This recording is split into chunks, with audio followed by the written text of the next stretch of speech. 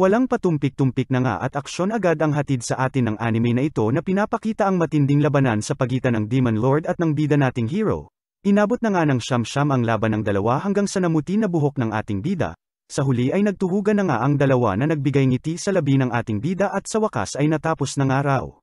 Lipat naman nga tayo sa kasalukuyan kung saan hyper na ngang pinakita ang ating bida na pumapasok sa isang eskwelahan at excited nga raw siyang makipagkaibigan at mamuhay ng normal. Mangtanga na nga itong binabati ang lahat na lubos pinagtaka ng lahat at nagpakilala ng ang Blade. Bagamat sila ay nawewerduhan sa ating bida ay malugod din naman itong binati at pinakisamahan. Hanggang sa dito dumating na nga sa eksena ang supladang mataray na ito na nagdadadada at ang ingay nga raw nila sa hallway. Na ayon nga rito kay Boy Chismoso ay si Ernest Flame ang nga raw na top student ng kanilang eskwelahan at kilala sa tawag na Empress. Bagamat may katarayan ay nilapitan naman nga agad dito ni Blade at dito binati kagaya ng iba. Pinakilala naman nga siya ng mga bagong tagpo niyang kaibigan na transfer student nga raw sa eskwelahang ito. Gigil naman na nga agad si ate mo at nainis sa pagiging happy-go-lucky nitong bida natin na sinabing nandirito nga raw siya hindi para maging hero bagkus ay nais lamang mamuhay ng normal at makipagkaibigan. Bago pa man nga sumirit dugo nito sa ulo sa galit ay nagpasama na nga itong bida natin sa headmaster's office. Dito na nga lubos kinagulat ng dalaga nang makita na mismong ang hari ang nasa opisina. Di na nga ito magkadi-ugaga sa taranta samantalang ang ating bida ay chill-chill lang, mas kinagulat pa nga nito nang sabihin na nga ng hari na siya na nga raw ang bagong headmaster simula ngayon hanggang sa dito paalisan na nga siya nito at kakausapin na nga raw niya itong si Blade. Bombastic side-eye na nga natanggap nitong ating bida mula sa dalaga na lubos pinagtataka kung ano meron sa binatang ito. Nang makalabas na nga ang dalagang bida-bida ay nag-usap na nga itong dalawa ng tila magtropa lang at sinabing nais nga raw ng hari na maibalik nitong si Blade ang buong kapangyarihan niya. Nainis naman nga itong si Blade at ang nais niya nga lang raw ay mamuhay lamang ng normal ngunit tila di naman nakikinig ang hari na sinabi pang ang babaguhin niya nga raw ang curriculum at masyado nga raw pab-ibi ang dating namamalakad dito at hindi raw bagay para sa mga malupiting hero katulad nga raw nitong si Blade. Dagdag pa nga nitong hari na bagamat nawala nga raw ang kapangyarihan ito resulta ng laban nila ng Demon Lord ay hangad nga raw niya na maibalik ito sa tulong ng eskwelahang ito. Matapos nga nito ay dumiretso na itong si Blade sa kanilang klase kung saan bumungad na naman nga itong si Ate Ernest mong nagtataray. Na todo dada na naman at dad ang duda sa ating bida na kesyo kung may sinuhulan daw ba ito para lamang makapasok dito at di nga raw ito lugar sa mga hindi desidido. Ribat naman nga si Blade at desidido nga raw siya. Na magkaroon nga raw ng 100 na kaibigan sabay dito umikot na naman at nakipagkilala at nakipagkaibigan. Hahaha. Hinawakan na nga rin ito ang ulo ng dalagang laging mainit ang ulo ng kumalma ito ngunit tila kabaliktaran pa ang nangyari. Dito na nga sumingit itong cute-cute na si ate at pinapatawag na nga raw sila ng instructor nila na nagpakilalang si Sophie nga raw na agad kinaibigan ng ating bida, hanggang sa dito iminungkahi na nga nitong si Ernest sa kanilang instructor na susubukan niya nga raw muna ang kakayahan nitong bagong solte nilang estudyante. Na wala naman nangang nagawa sa bida-bidang dalaga, hinarap niya na nga ito sa isang mahiwagang armor na tanging mga advanced students nga lang raw ang nakakahiwa. Na kung hindi nga raw magawa ng ating bida ay siya nga raw nangangahulugan na tama siya at wala itong lugar sa kanilang prestihiyosong eskwelahan. Tanong naman nga nitong si Blade kung gaano raw ba ka-advance ang tinutukoy nitong si Ernest hanggang sa nang sabihin na nga nitong mga 3 levels nga raw ang kina-advance nila ay siya naman ang labas ng kapangyarihan nitong si Blade na di lang basta winasak ang armor kundi pati damit ng bida-bidang dalagang tumilapon, buti pa si Sophie chill-chill lang. Hahaha, ika-ika nang lumapit itong si Ernest kay Blade na lubos pinagtataka peron kung sino raw ba talaga itong ating bida, at maging mga kaklase nitong nadamay ay pinagtataka. Natarante naman na nga ang ating bida na pilit sinasabing normal nga lang raw siya. Matapos nga nito ay balik pakikipagkaibigan mode na naman itong bida natin na sinamahan na nga itong si Ernest at sinaluhan sa pagkain, pinagtaka naman ito at bakit raw ba solo ito at pinagdudahan pa nga kung binubuli raw ba siya sa eskwelahan na ito. Paliwanag naman nga nitong si Ernest na natatakot nga raw sa kanya ang iba. Sinamantala na nga rin ito ng tsundere na dalaga at binabawi na nga raw niya ang mga sinabi niya sa ating bida na tuwang-tuwa sa kinakain nitong curry. Bagamat ayon nga kay Blade ay wala naman nga raw siyang maalalang sinabi nito sa kanya ay nagsorry pa rin ito at binabagabag nga raw siya ng mga sinabi niya rito. Nagpasalamat na nga rin itong si Blade at malaking tulong nga raw itong si Ernest sa kanya, na itinuturing niya na nga raw na kaibigan. Todo namula naman na nga si ate mo na tiklop na sa kakulitan ni kuya mo. Kinagabihan ay pinakita naman na nga itong si Ernest na tuwang-tuwa rin at may unang kaibigan na nga raw siya sabay nagulat nang manginig na lang bigla ang espada nito sa pader. Dito may kaunting pa-flashback na nga kung saan pinakita ang nakaraan nitong si Ernest nang hawakan niya ang espada na tila naglalaman ng duro-demonyong kapangyarihan na hanggang ngayon pilit niyang nilalabanan. Kinaumagahan ay balik eskwela na naman nga sila kung saan balik pagsasanay kasama itong si ate Ernest mo nagigil makipaglaban, na pinaalalahanan nga rin ni Bibi Sophie ko na palaban at siya nga raw ay magdahan-dahan. Cute-cute mo bibi ko love you, hihi. Hanggang kalaunan ay bigla na nga lang nahimite itong si Ernest na agad inagapan ng ating bida at dinala sa kanilang klinik. Dito kinausap na nga ng ating bida si ate doktora at gamutin niya nga raw itong si Ernest tulad ng pagkagamot niya sa kanya. Paliwanag nito na kaya niya raw manggamot maging ng mga 50-50 na ngunit di niya nga raw kaya pagsumpa na ang usapan, hanggang sa dito magising na nga itong si Ernest na lubos pinag-alala kung may nagawa o nasaktan nga raw ba siya. Wala naman nga raw nangyaring masama ika na nga ng ating bida at kung meron mang masama ay timbang lamang ng dalaga na lubos kinapula na naman ito. Dito nagpumilit na nga itong umalis na pinigilan naman na nga ng doktora at magpahinga na nga raw muna. Kaya si Blade na ang pumagitna sa dalawa at siya na nga lang raw magbabantay sa pasaway na dalaga. Kinagabihan, nagsagawa na nga ng sekretong pag-imbestiga itong ating bida at pumasok sa isang pasilidad na naglalaman ng impormasyon sa espada nga nitong si Ernest at dito nalaman na ang pangalan ng Demon Sword ay Asmodeus. Kinabukasan ay wala naman nangang pinalampas na oras itong si Blade at agad kinausap itong si Ernest, na pinagdudahan na naman nga ang layon ng ating bida. Wala nga raw paki itong si Blade sa iniisip nitong dalaga basta ang importante nga raw ay siya na kinataranta na naman ni ate mong nag-assume at hanggang friends nga lang raw sila. Hanggang sa dito ipinaliwanag na nga ni Blade ang sekreto sa kabilang nga raw ng espada nitong si Ernest, na may sariling pag-iisip nga raw ang espada nito na nagbibigay ng pangmalakasang kapangyarihan sa gumagamit nito ngunit walang lubusang kontrol dito. Kwento naman nga ni Ernest na nangyari nga raw ang lahat ng 6 na taong gulang pa lamang siya nang mahawakan niya ang sinumpang Demon Sword na nasa kustodiya ng kanilang pamilya, na sinubukan nga raw kunin ang kanyang katawan na hanggang ngayon ay pilit niyang nilalabanan. At salamat nga raw sa katigasan ng ulo niya kaya di pa rin hanggang ngayon makuhang lubusang kontrolin ng demon ang kanyang katawan. Paliwanag naman ni Blade na may paraan nga raw para malampasan niya ito at yun nga raw ang i-acknowledge siya ng demon. Bagamat alam na ito ni Ernest ay puno ito ng takot na di magtagumpay at tuluyang lemunin ng sumpa, dito na nga hinikayat ni Blade ang dalaga at siniguradong walang mangyayaring masama at magtiwala nga raw itong si Ernest sa kanya. Nakumbinsi naman na nga ang dalaga at nakapaloob na demon sa kanyang espada ay hinarap na, habang ang ating bida ay mahinahon lang na nanonood at nagbabantay sa kanto at naka-standby. Buo naman nga ang loob nitong si Ernest at nariyan nga raw si Blade kung sakali mang hindi siya magtagumpay sabay dito nakipagsabayan na nga sa demon ng kanyang espada. Sa huli ay hubo peren nagtagumpay na rin itong dalaga na masayang sinalo ng ating bida, matapos nga nito ay matinding pagbabago na nga ang naging epekto kay Ernest na tila ibang tao na at todong ngiti na, lubos kinatuwa rin ng mga tao sa paligid niya. Sana ay natuwa ka rin Lods kaya sana ay pindutin mo na rin yung like at subscribe, damay mo na rin bell para updated ka lagi. Todo tingin na nga itong si Blade dito kay Ernest at tila may nagbago nga raw dito na di nga lang raw niya mapagtanto kung ano, na todo nagpa-blush naman na nga sa dalaga. Bagamat sinubukan ay sa huli wala talaga at di niya raw malaman. Nalubos kinabwisit na nga nitong si Leonard at bro code nga raw na dapat alam agad ng lalaki ang pagbabago sa isang babae.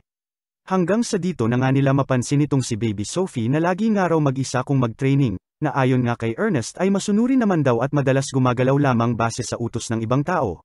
Kaya nga pinagtaka nga raw niya at sinabi ng kusa ang pangalan nito kay Blade. Sabay dito na nga iminungkahi nitong si Ernest na ang bida na nga raw natin ang bahala dito kay Sophie. Agad naman nangang lumapit itong si Blade sa dalaga sabay dito ay nagpakilala, na binati naman nga nitong bibi ko at kilala na nga raw siya nito.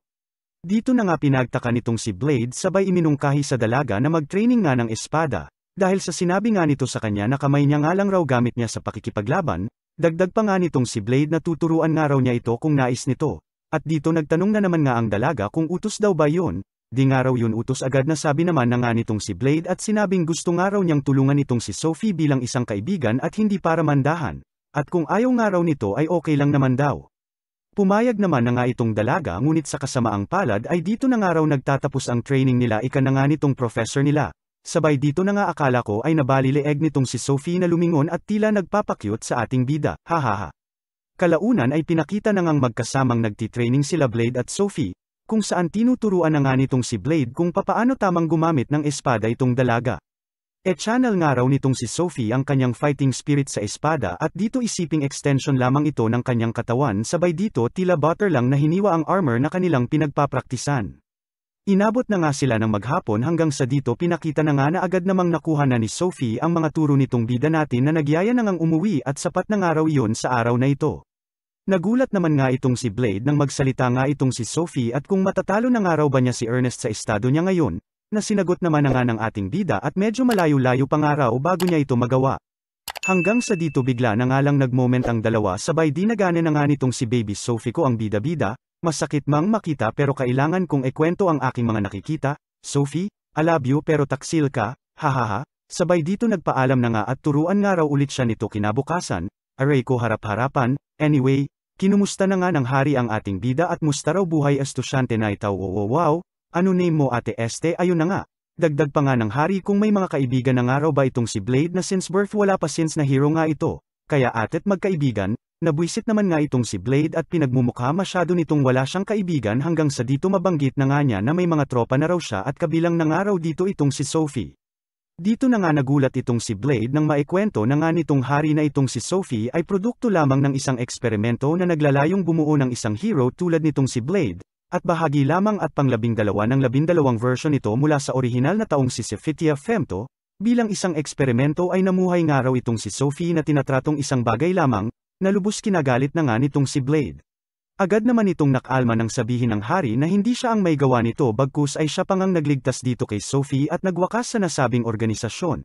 Dagdag pa nga nito na nung oras nga raw na nailigtas nila ito at sinabi niyang malaya na ito ay tanging utos po ba yan ang nabanggit nito na agad namang napagtanto nitong si Blade at kaya pala laging ganoon ang respond nito tuwing kausap nila, sabay dito nagmadali na ngang umalis. Sinisisi na nga ng ating bida ang kanyang sarili at siya nga raw ang dahilan kung bakit di nagawang mamuhay ng normal nitong si Sophie dahil sa eksperimento nga na yun kung saan naglalayong gayahin ang lakas nitong si Blade bilang isang hero, at dito na nga pinangako na sisiguraduhin nga raw niya na ibabalik kay Sophie ang normal na buhay na nawala rito. Ngunit na problema at nagtanong kung ano raw ba pala ang normal na buhay, hahaha. Una na nga nitong nilapitan ng school nurse nila kung saan tinanong na nga nito kung ano raw ba normal sa mga taong nasa edad niya. Na sinagot naman ng pabiro ng nurse at willing daw siya ipakita kay Blade ang lahat ng nais nitong malaman na ginagawa ng kabataan, hahaha, kaya naman umalis na lamang ito sabay ramekte kay Leonard kung saan tinanong nito kung ano raw ba ang kabataan, ano raw ba meron dito na lubos pinagtaka na nga nitong si Leonard at sinabi na lamang na kapag usapang kabataan ay di mawawala ang pag-ibig. Nagmamadaling umalis na naman nga itong si Blade at mga tropang babae naman ang ginulo kung saan tinanong na nga nito kung ano raw ba ang pag-ibig. Bagamat nagulat ay sinagot naman siya ng mga ito at pag-usapang love nga raw ay di mawawala ang date-date sabay kumari pa na naman nga ng takbo ang gago. Hahaha, si Ernest naman nga ang pinuntahan nito na natarante na nga at nag-assume na naman ng tanungin na nga niya tungkol sa kung ano nga raw ba ang date. Dito na nga sinagot ng mimi nito este ni Ernest ito na ang date nga raw ay ang ginagawa ng mga magjowa na lumalabas ng sila lang, lakad-lakad kung saan, minsan labas-labas as friends nga raw pero napupunta na Tagaytay hanggang sa ayon after 9 months nanay at tatay na. Gets mo na yan malaki ka na ika na nga nito. Takbo na naman nga si kuya mo at makikipag-date nga raw siya na nag-iwan na nga dito kay Ernest na nanggigigil na naman at sino raw pala ede-date nito. Hanggang sa dito puntahan na nga nito si Sophie na inabutan na ngang nakahubad sa changing room ng mga babae abat iba rin parang naglalakad lang sa isang palengke, at dito niyaya na nga na makipag-date. Kinabukasan ay makikitang naghihintay na nga itong si Blade sa labas habang binabantayan ng mga dalaga niyang mga kaibigan at maging si Ernest ay kasama nga rin. Hanggang sa dumating na nga itong si Sofia at dito todo na nga pa na nga ang dalawa sa kung ano ang gagawin at parehong bago sa kanila ang pakikipag-date, kung saan may pinotebook pa nga itong si Blade kung saan nakasulat lahat ng kanilang itinerary. Bagamat parehas naguguluhan ay lumapit naman na nga itong si Sofia at hinawakan ang braso ni kuya mo at sinabing sa ngayon raw ang kailangan nila ay gumalaw na. Nagsimula na nga maglakad-lakad at umikot-ikot ang dalawa habang ang tatlong ito ay patuloy na sinusundan ng dalawa. Abat mukhang ready na ready pa nga ang tatlo na ito na todo naka-swimsuit pa lahat-lahat masundan lang ang dalawat sa tubig ay nagpapakahirap. Ang tatlo na nga rin ang tagasalo ng mga nawawasak nila Blade at Sofia hanggang sa magpahinga na nga rin muna ang dalawa with matching couple drinks pa nga sa lilim ng isang pagoda. Since couple drinks nga ay di naiwasang nagdikit ang kanilang mga pisngi hanggang sa dito tumilapon na nga si Kuya Mo tila hindi na kinakaya ang mga kaganapan. Maging si Ernest nga ay di na kinakaya ang mga nasasaksihan na napastress eating na nga lang at mga dessert ang pinagdiskitahan. Matapos nga ang maghapong tumblang ng dalawa at pag-iikot-ikot at paggala sa bayan ay inabot na ng gabi ang dalawa, kung saan sa isang fountain na nga naisip ang tumambay at magpahinga. Dito nagpasalamat na nga itong si Sophie at nag-enjoy nga raw siya sa araw na iyon sabay tanong kung bakit daw ba ito ginagawa ng binatilyo. Ayon naman nga dito kay Blade ay ginagawa niya lang naman ito dahil magkaibigan nga raw sila na kinagulat na nga nitong si Sophie. At dito nagulat nang sabihin ni Sophie na ang magkakaibigan daw ay di dapat naglilihim ng sekreto. At kung kaibigan nga raw turing nitong si Blade sa kanya ay dapat malaman nito ang sekreto niya, kung saan dito ekwenento na nga nitong si Sophie na di nga raw siya ordinaryong tao bagkus ay isang eksperimento na ginawa nga raw para maging artificial hero. Ipinagkaloob nga raw sa kanya ang tinatawag na artificial great hero power sabay dito pinakita ang kakaibang kapangyarihan niya. Pati na rin kung papaano niya kayang pahintuin ang oras ngunit lahat nga raw ito ay wala siyang full control at nagagawa niya lamang sa loob ng 10 segundo. Siya nga raw ang pang-12 clone ng babaeng nagngangalang si Fitia at ang huling model ng Artificial Great Hero Project, bilang ganti nga sa pagiging onesto at tiwalang binigay sa kanya ng dalaga ay siya na nga ring pagsabi ni Blade ng natatangi niyang sekreto. Nalubos kinagulat na nga nitong si Sophie nang sabihin niyang siya ang Great Hero, yun nga raw ang tawag sa kanya dati at ngayon ay nawala na nga raw ang kanyang kapangyarihan. Sabay nagsorry na nga kay Sophie na inaasahan niyang pangmumuryan nga siya dahil sa kapangyarihan niya na para nga dito sa ating bida ay sumpa, dito na nga naglabas ng hinanakit ang bida at di nga raw niya ginusto na maging hero, na simula nga 3 taong gulang pa nga lang raw siya ay walang hupas na labanan na ang nasal ayan niya. Di mabilang nakamatayan na ang nasaksihan niya, todo drama na nga si kuya mo hanggang sa dito lumapit na nga rin si ate mo. Kung saan sinabi na nga na bagamat di man daw pinili ni Blade na maging hero ay di pa rin maaalis sa kanya na siya ang great hero. Kung saan dapat nga raw maging proud itong bida natin, sabay dagdag pagpapalakas loob pa nga kay Blade at sinabing pinagmamalaki niya raw na nilikha siya bilang isang artificial great hero dahil gusto nga raw niyang maging great hero katulad nitong si Blade. Nang mahimasmasa na nga sa pagmomoment si Blade ay sinabi naman na nga nitong di na nga raw siya papaapekto sa past niya sabay naghawakan na ng kamay ang dalawa at sekreto nga raw nila ay sa kanila lang dalawa. Sana all na naman, sinampal na naman ako ng heartbreak, huhu, pero okay lang basta sampilan nyo na rin po like at subscribe ko dyan. Hahaha, salamat. Panibagong araw na naman sa sana all na buhay ng bida natin na may moment na naman kasama si Bibi Sophie, habang itong si Ernest ay selos na naman. Pabida din itong iba nilang kaibigan at ibinida sa ating bida ang kanilang pangmalakasang outfit at pwede na nga raw sila magsuot ng kung anuman gusto nila dahil sa wakas nga raw ay kabilang na sila sa advanced class. Pag-aalala lamang ang nakuha nito mula sa bida natin at baka nga raw lamigin sila sa suot nila kaya dito umeksena na nga itong si Leonard na siyang nagpa-cute na nga sa mga dalaga. Sa gitna na nga ng kalandian ng mga kabataan ay siya nang ang singit nitong si Ernest at naikwento na ang hari nga raw ay may dinalang isang magical beast sa kanilang paaralan na lubos kinabahala na nga ng mga mag-aaral habang itong si Blade ay chill lang. Hanggang sa dito magulat na nga sila nang bigla na nga lang umalag ang paligid at isang dragon na nga ang nagpakita sa kanilang eskwelahan.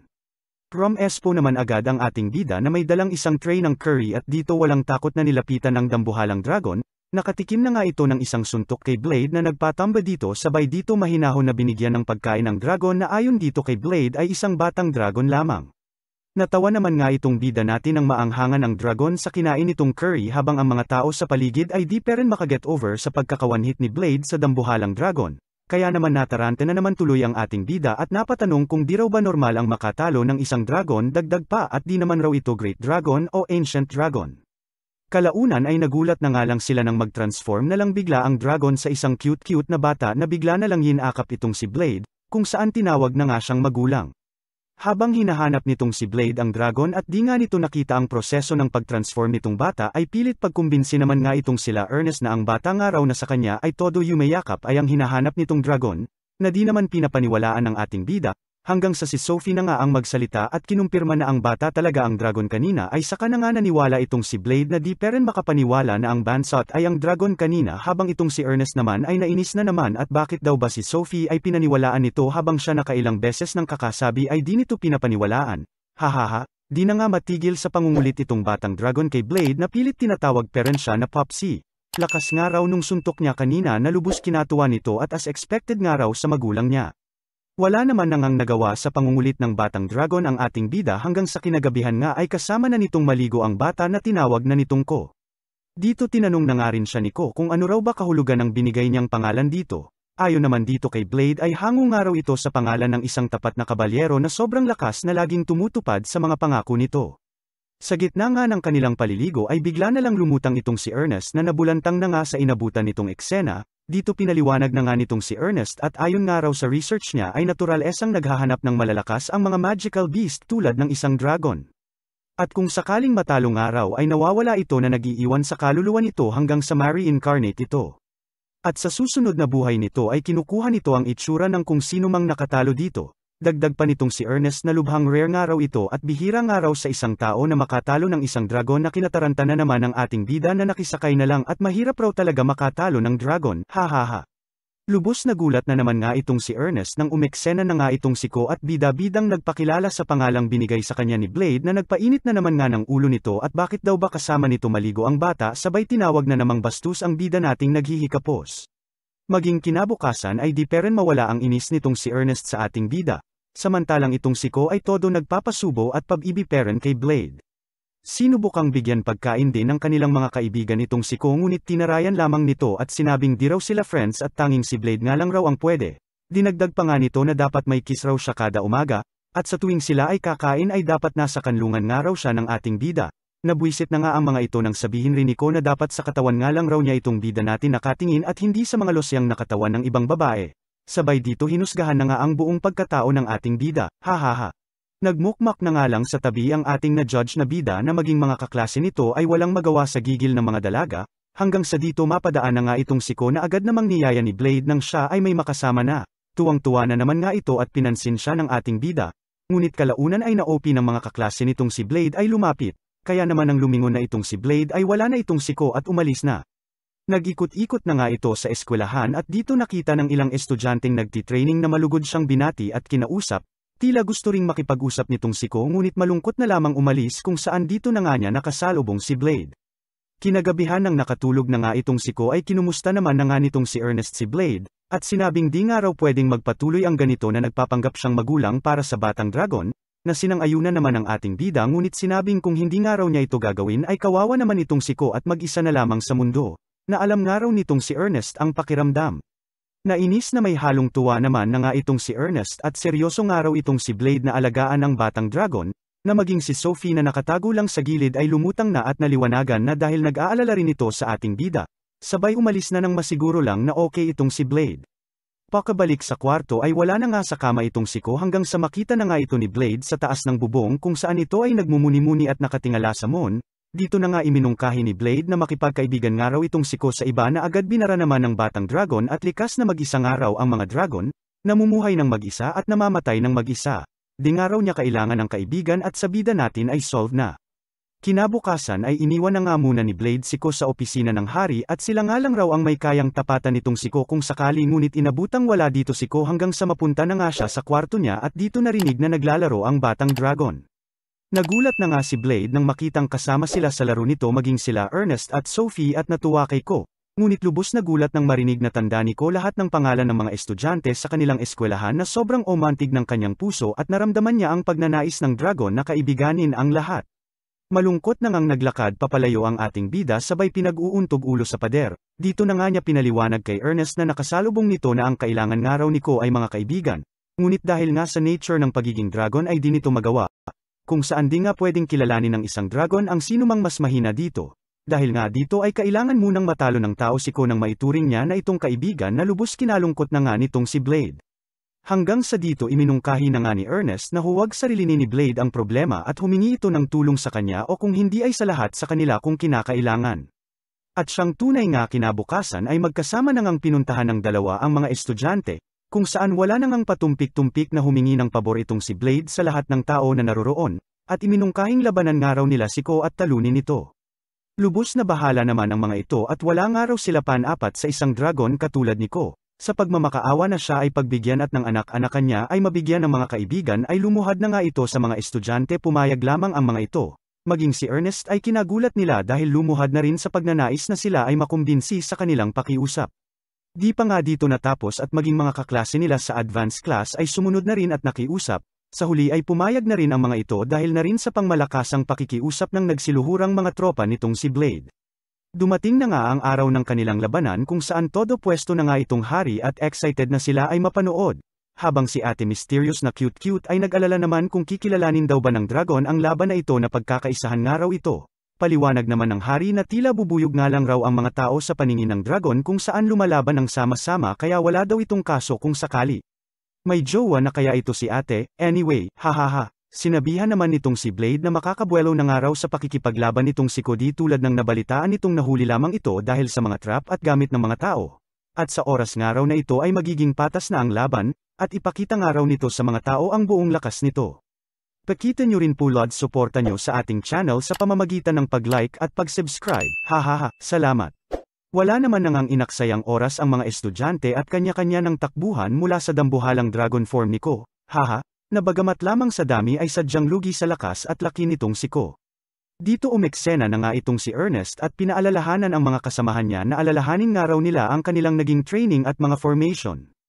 Muli na ngang nabuhayan ng loob ang mga kasamahan nito at sunod-sunod na atake na ang ibinigay sa dambuhalang dragon na si Ko, na sinabayan pa ng pangmalakasang mga formation ng mga ito na pilit pinupuntirya ang mga blind spots nitong si Ko na lubos kinatuwa na nga nila Blade pati na ng hari na nagkomento pa nga, na bagamat epektibo nga raw ang kanilang estratehiya at ginagamit nila ang dami nila, ay may problema pa nga raw siyang nakikita.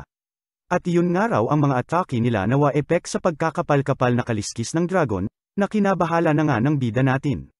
Sa lakas nga nitong si Ko ay di makalapit ang mga estudyante kaya naman dito na umeksena itong si Sophie na bam-ira na ng isang pangmalakasang suntok, na sinundan na nga rin nitong si Ernest ng isang pangmalakasang apoy. Comment na naman nga itong mapang comment na hari na kulang nga raw ang ataking iyon sa isang dambuhalang dragon tulad ni Ko, habang itong si Blade ay pang-isi-ngisi dahil bahagi lamang pala ito ng kanilang plano, kung saan literal na nahulog na nga itong si Ko sa kanilang patibong.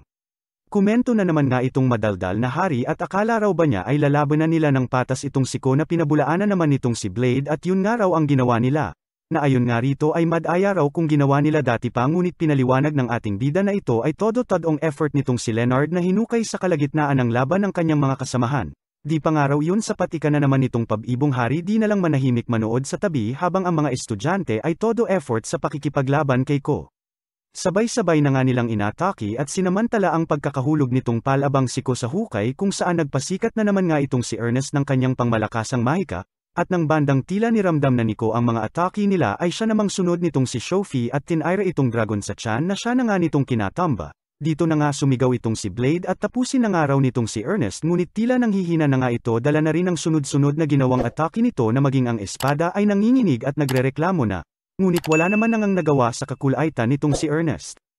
Tumulong na nga rin ang ibang estudyante at nagbahagi ng kani-kanilang lakas kay Ernest nang mas mapalakas pa ang gagawing atake nito sa paglalayon nga na matalo na itong si Ko nang matupad na ang plano nila at maging kaibigan nito. Hanggang sa isang malaking bola-bola na nga ng apoy ang nagawa nila na siya nangang ibinato nitong si Ernest dito sa nagulat na si Ko and boom, tutong si Ate Dragon mo, hahaha. Sa huli ay natalo na nga itong si Ko, mangiyak-iyak na nga ito ng lapitan ni Blade at sinabing natalo nga raw siya dahil sa mahina siya kaya itatakwil nga raw siya nitong bida natin. Agad pinabulaanan naman ito ni Blade at sinabing hindi nga raw siya mahina bagkus ay malakas nga lang raw talaga ang mga tao lalo na pag nagtutulungan. Napangiti na nga lang itong si Ko na sumang-ayon sa sinabi ng kanyang tatay-tatayan sabay dito tinanong na nga rin ni Blade na maaari na nga raw ba niya maging kaibigan ang mga estudyante. Sundere mode pa nga si ate mo at kung nagpupumilit nga raw sila ay pwede naman sabay dito nakatikim ng batok kay Blade, hahaha. Ayusin nga raw nito hanggang sa nahihiyang sinabi na nga nitong si Ko na kung mamarapatin nga raw nila ay nais niya silang maging kaibigan na isinigaw ng buong puso, na siyang malugod na sinang-ayunan naman ng mga ito. Samantala, sa tuwa nga ng hari at para nga raw mas mapaganda ang training ng kanyang mga estudyante ay nagpasok ito ng isang misteryosong aparato sa kanilang akademya na tinawag nitong virtual reality na magagamit nga raw ng mga estudyante sa hinaharap.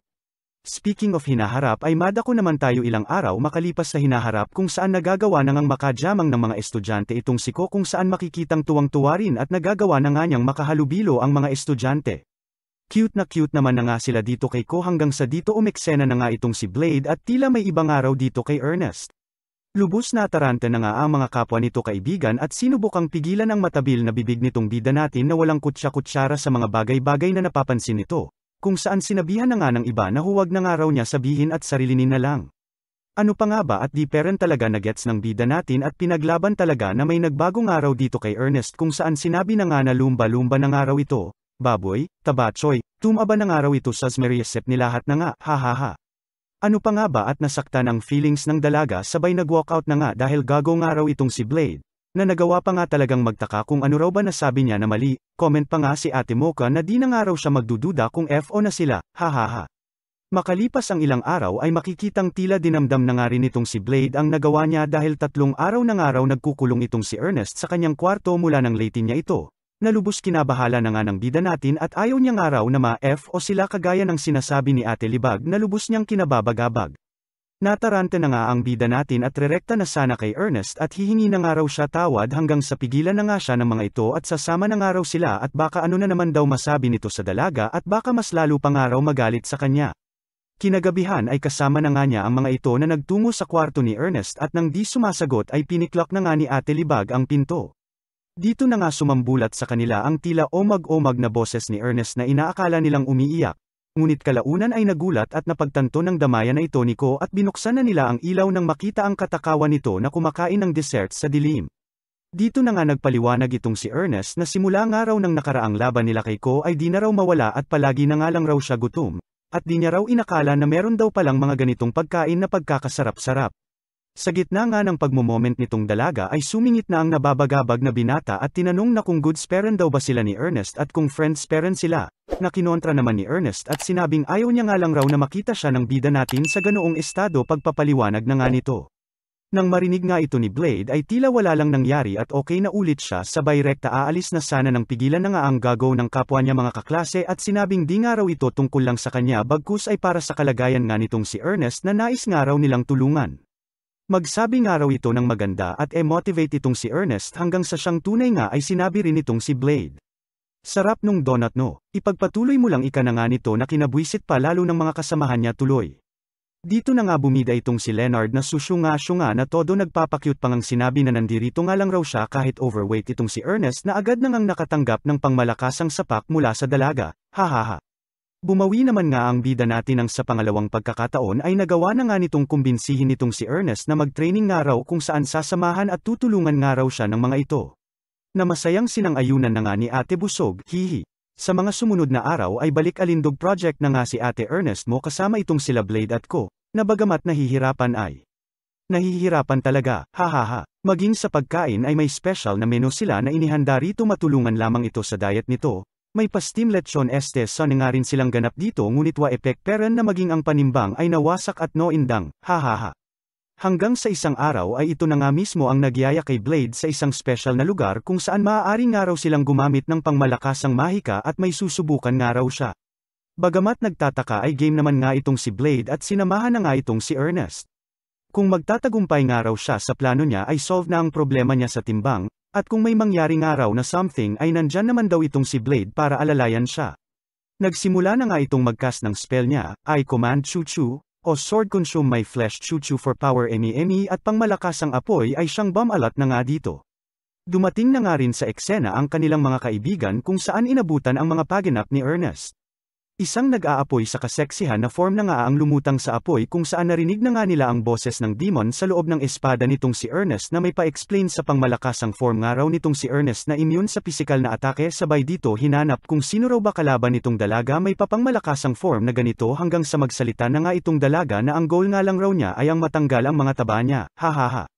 Wala naman nangang nagawa ang nagamit na demon hanggang sa kalaunan ay nanghina na nga itong si Ernest at nagutom na dahil sa nasobrahan na sa literal na pagburn ng fats. Sa gutom nga nito ay tila nawala na ito sa sarili at sila na ang pinuntiriyang pagkain, na agad din namang napigilan nitong si Blade gamit ang pangmalakasan niyang skills. Ano pa nga ba at eksena na naman itong habadera na benendera na naman ang kagubatan ng bataan na lubos na nga ang katuwaan at kalbaryo niya ay napagtagumpayan. Ngunit kalaunan ay nahuli na naman nga nilang lumalamon ng mga mamon at ayon mukha na namang hamon de lechon, hahaha. Sa mga kapwa ko mahilig sa lechon ay huwag pong kalimutang ipakita ang inyong suporta sa pamamagitan ng pag-like at subscribe sa ating channel. Salamat po.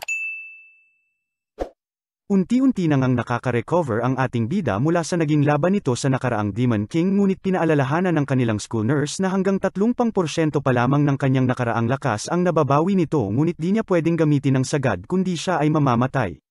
Sa kanyang paglalakad ay tinawag na nga siya ng isa sa kanyang mga tropa at dito ipinakilala ang isang misteryosong dalaga na nais nga raw makausap ang ating bida, at may pabor nga raw ito mula kay Blade.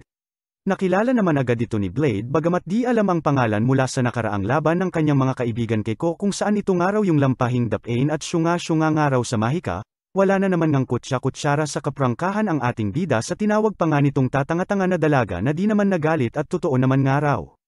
Dito na nga inilahad ng dalaga ang pabor nito na lubos kinagulat na nga nila na patayin nga raw siya. Nagpaliwanag naman ito na ang ibig sabihin nga raw niya ay ang patayin siya kung sakaling mawalan siya ng kontrol sa sarili niya. Dito na nga rin dinagdag nito na hindi nga raw siya tao at may naninirahang isang makapangyarihang nilalang sa loob-loob niya. At simula nga raw ng nakaraang laban nila kay Ko ay nahirapan na siyang kontrolin pa ang kanyang natatagong kapangyarihan at ipinag-aalala ang kaligtasan nila. Dumagdag pa nga ang takot nito na ma-expel kung sakali at wala na nga raw siyang ibang lugar pang mapupuntahan dahil ulila na nga raw siya na lubos pinanggangamba na nga nito. Kaya naman nakikiusap siya rito kila Blade na matulungan siyang magawan paraan ang kanyang kapangyarihan.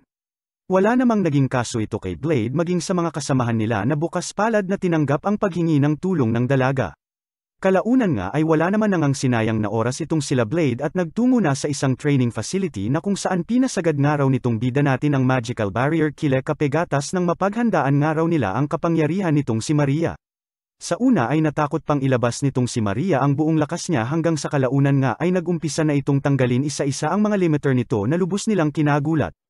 Bawat isang araw nito ay hinahati ang lakas niya hanggang sa mapunta na nga ito sa kwintas nito na pinakamalakas na limiter nga raw niya kung saan 70% ng lakas niya ang pinipigilan. Sa gulat nga nila ay sinubukan pang pigilan nitong si Ernest ngunit natanggal na nitong si Maria. Biglang naglabas na nga ito ng pangmalakasang aura na nagpatilapon na nga dito kay Ernest at dito na nga nagsimulang maghubad mag-transform. Di na nga sila lubos makapaniwala sa bumungad sa kanilang harapan at nagpakilala na ngang Demon King ang natatagong katauhan nitong si Maria, na ayon kay Blade ay hindi ang Demon Lord ngunit nagtataglay ng crest ng Demon Lord. Eksena na nga itong si Ernest na agad nang inatake ang lumutang na nilalang ngunit binasek lamang nito at ayun tumilapon na naman. At ano pa nga ba at hubad na naman. Sinubukan din ni Leonard pero ayun, tumilapon din ang gago. Kaya naman sila Sophie na ang umatake na sinubukang pigilan ang Mimi galaw ng kalaban ngunit di ito magawang pigilan at umaapaw ang lakas nito't kapangyarihan. Abat sinipa pa nga si Bibi Sophie kubwisit, hahaha. Maging si Ko ay kawawa at binasek lang ng pang-ising-ising demonita. Natira na nga lang itong si Blade na agad din namang inatake na nga itong demonita ngunit maging ang bida natin ay di madama nito. Tinawanan nga lang nito si Blade sabay iwinasiwas ito sa malayo. Bagamat palaban nitong si Blade at di sumusuko ay sadyang iba naman itong espada niya at agaran nang nawasak at sumuko, dito na nga pumasok muli sa eksena itong si Ernest, ang habadera ng bawat episode. Kung saan ipinahiram na nga dito kay Blade ang kanyang espada. Pangmalakasang aura na nga ang inilabas nitong bida natin na bamalat pati sa espada nito.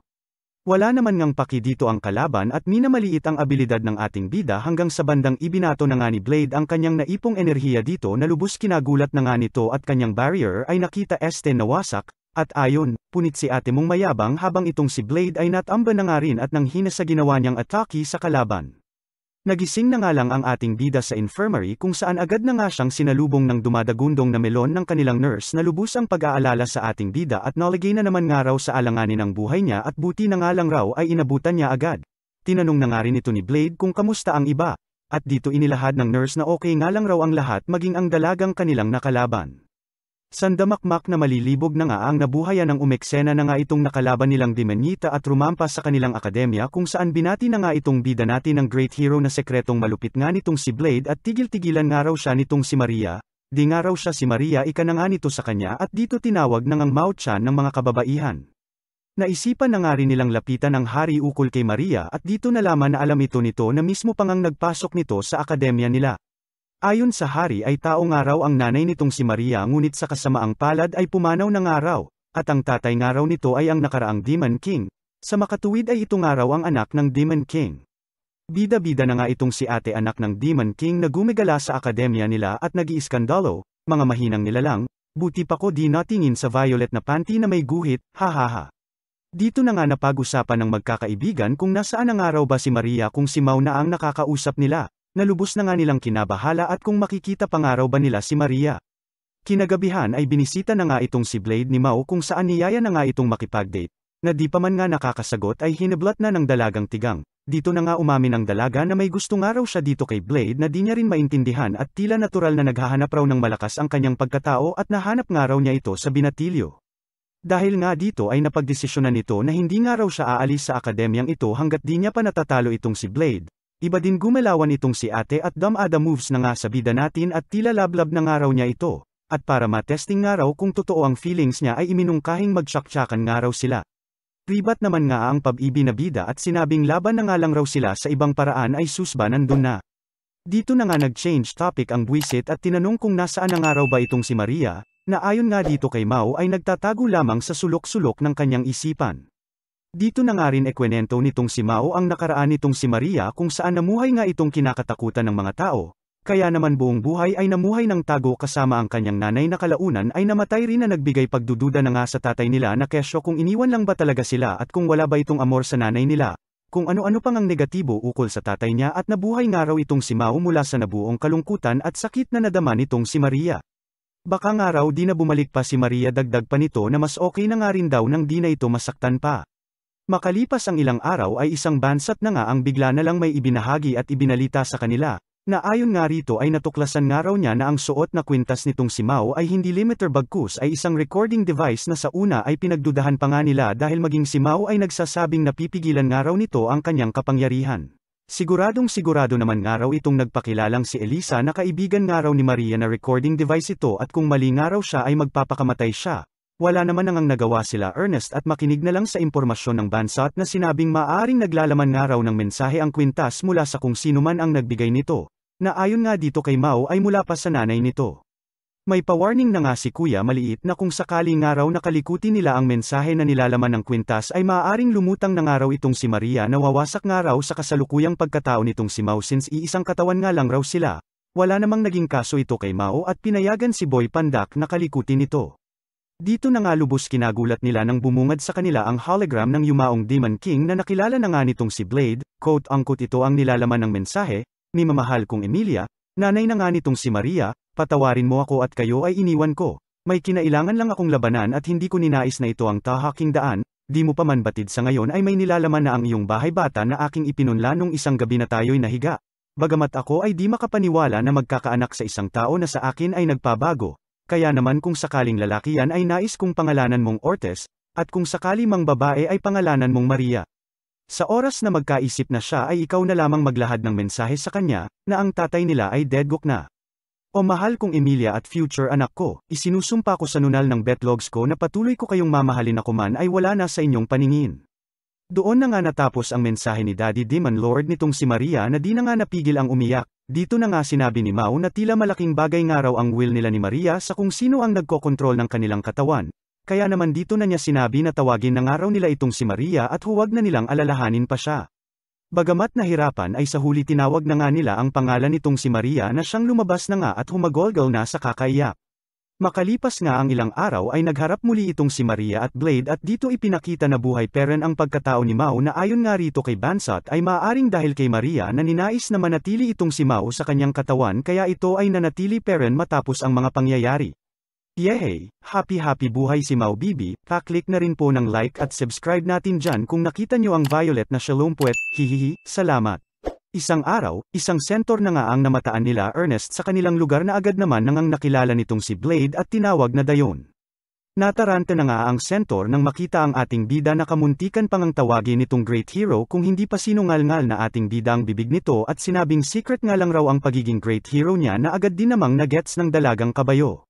Nataranta na nga rin tuloy itong si Blade nang magtanong ang mga kasamahan nito kung kakilala daw ba nito ang Dayo na todo explain na nga sa mga ito, hanggang sa mag-change topic na nga lang ang ating bida sa dala nitong si Dayo nang malihis na ang mga atensyon ng mga ito. At dito nagpresente na nga silang samahan at tulungan ang bagong tagpong kaibigan, hanggang sa kalaunan ay bumungad na nga sa kanila ang hari na siyang layo nitong si Dayo na nagpadala ng nasabing cargo. Dito na nga rin inilahad ng hari ang tungkol sa next assignment nitong si Dayon at yun nga raw ang maging instructor ng Rosewood Academy at doon magturo, na lubos na nga nilang kinagulat. Sa pag-uumpisa nga ng pagtuturo nito sa kanila ay nagpakitang gilas muna ito at nagpa-sample ng kanyang kakayahan, kung saan binasek lang nito ang mga bloke ng God Iron na lubos kinagulat na nga ng lahat at ang nasabing God Iron ay lubhang matibay at di nga raw nawawasak. Mas kinabulantang pa nga ng iba na bukod sa nabubutas nga nito ang God Iron ay nagawa pa nitong tunawin nito, at kalaunan nga ay nagpakilala na sa buong klase bilang Dayon, the Demon Lance. Dito na nga lubos kinagulat nitong si Ernest nang mapagtantong ito ay si General Dayon na commander ng Top Cavalry Corps, na kina-starstruck na nga ng buong klase. So na-meet nyo na po ang great hero ika na nga nila sa natarantang instructor na napakamot ulo na lamang sabay nagtanong pa nga kung papaano nga raw nito nakilala itong si Blade na papito-pito nga lang sa gilid. Kinagabihan, ligo mode na nga ang mga ito kung saan pinapaliguan na nga nitong si Blade ang anak-anak kanyang si Ko samantalang si Dayon ay kasama nitong sila Kapegatas, na tila ginagamit ang pagkakataon ng makakuha ng impormasyon sa kung papaano nga raw nakilala nito si Blade. Nang tila bibigay na itong si Ate Dayon sa mga pangmalakasang haplos nitong mga tropa ni Blade ay siyang bigla nang ang pasok ng ating bida sa paliguan ng mga babae nang mapigilan ang sakaling pagbuking sa kanya nitong si Dayon, na kinagulat na nga nitong si Ernest at basta-basta na nga lang pumapasok sa paliguan nila itong si Blade. Napangisi na nga lang si Ate Kopeko Brown at sinabi kay Ernest na huwag nga raw itong mag-alala at wala nga raw mali siya sa katawan nitong bida natin na isip bata nga raw tulad ng isang 5 taong gulang. Sabay dito pinatunayan ng ipakita kay Blade ang 2 chocolate heels at kagubatan ng Sierra Madre. Hahaha, at siyang tunay nga ay wa-epek sa bida natin. Kalaunan ay napakwento naman na nga itong si Dayon at speaking of 5 taong gulang ay nakilala niya nga raw itong si Blade ng 5 taong gulang pa lamang ito. Bandang pipigilan pa sana ito ni Blade ngunit agad pinigilan ito ni Mao at gusta't interesado rin sa istorya nitong bida natin. Sa pagpapatuloy nga ng kwento nitong si Dayon ay tila hayop nga raw itong si Blade nang makita niya dati na sa gutom raw ay bigla na lamang siya inatake at kinagat sa puwete niya, sabay pinakita ang peklat niya na ebidensya ng kagat ng dating batang gala. Simula nga raw noon ay nag-training na siyang maigi hanggang sa naging karapat-dapat na nga raw siya na makasama sa grupo ng mismong Great Hero. Dagdag pa nito at pagbibida na sakayan din daw siya dati mismo ng Great Hero ngunit nang nilabanan na nito ang Demon King ay di siya pinasama na lubos nga raw niyang kinalungkot at di niya nakasama sa huli. Samantala, lubos pag-aalala naman itong si Blade at baka raw mabuking siya, na sinabihan naman itong si Sophie na huwag nga raw siya mag-alala at malayo nga raw sa kanya ang nai-imagine ng kanilang tropa, at isa pa ay secret lang nila yon. Natahimik naman si Blade at sinabing may isa pang araw na nakakaalam sabay pinakitang nagmo-moment itong si Mao.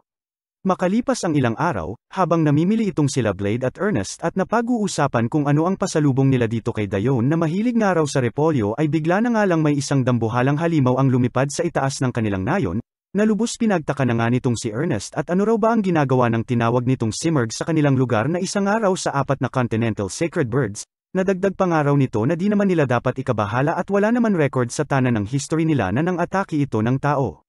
Ngunit sa gulat nila kalaunan ay bigla na nga lang itong Dumive patungo sa kanila at umatake, ayon naman kay Blade ay tila wala naman raw itong intensyon na mang-atake ng tao bagkus ay nais lamang wasakin ang wagon na katabi nila. Sabay dito napagtanto na maaaring kagagawa na naman nga raw ito ng pasaway na hari, na kalaunan ay pinakita nga ng cameraman na pang-ising-isi sa kung saan. Agad na nga nilang tinungo ang hari at ibinuhos ang mga tanong dito at hiningi ang pagpapaliwanag nito sa mga ganap sa kanilang lugar. At bakit raw ba may Simurgh na basta na lang nang wasak ng isang wagon na nagkataon pa nga raw na parehas ng dala nitong si Dayon nakaraan na utos nga raw nitong hari kamakailan pa lamang.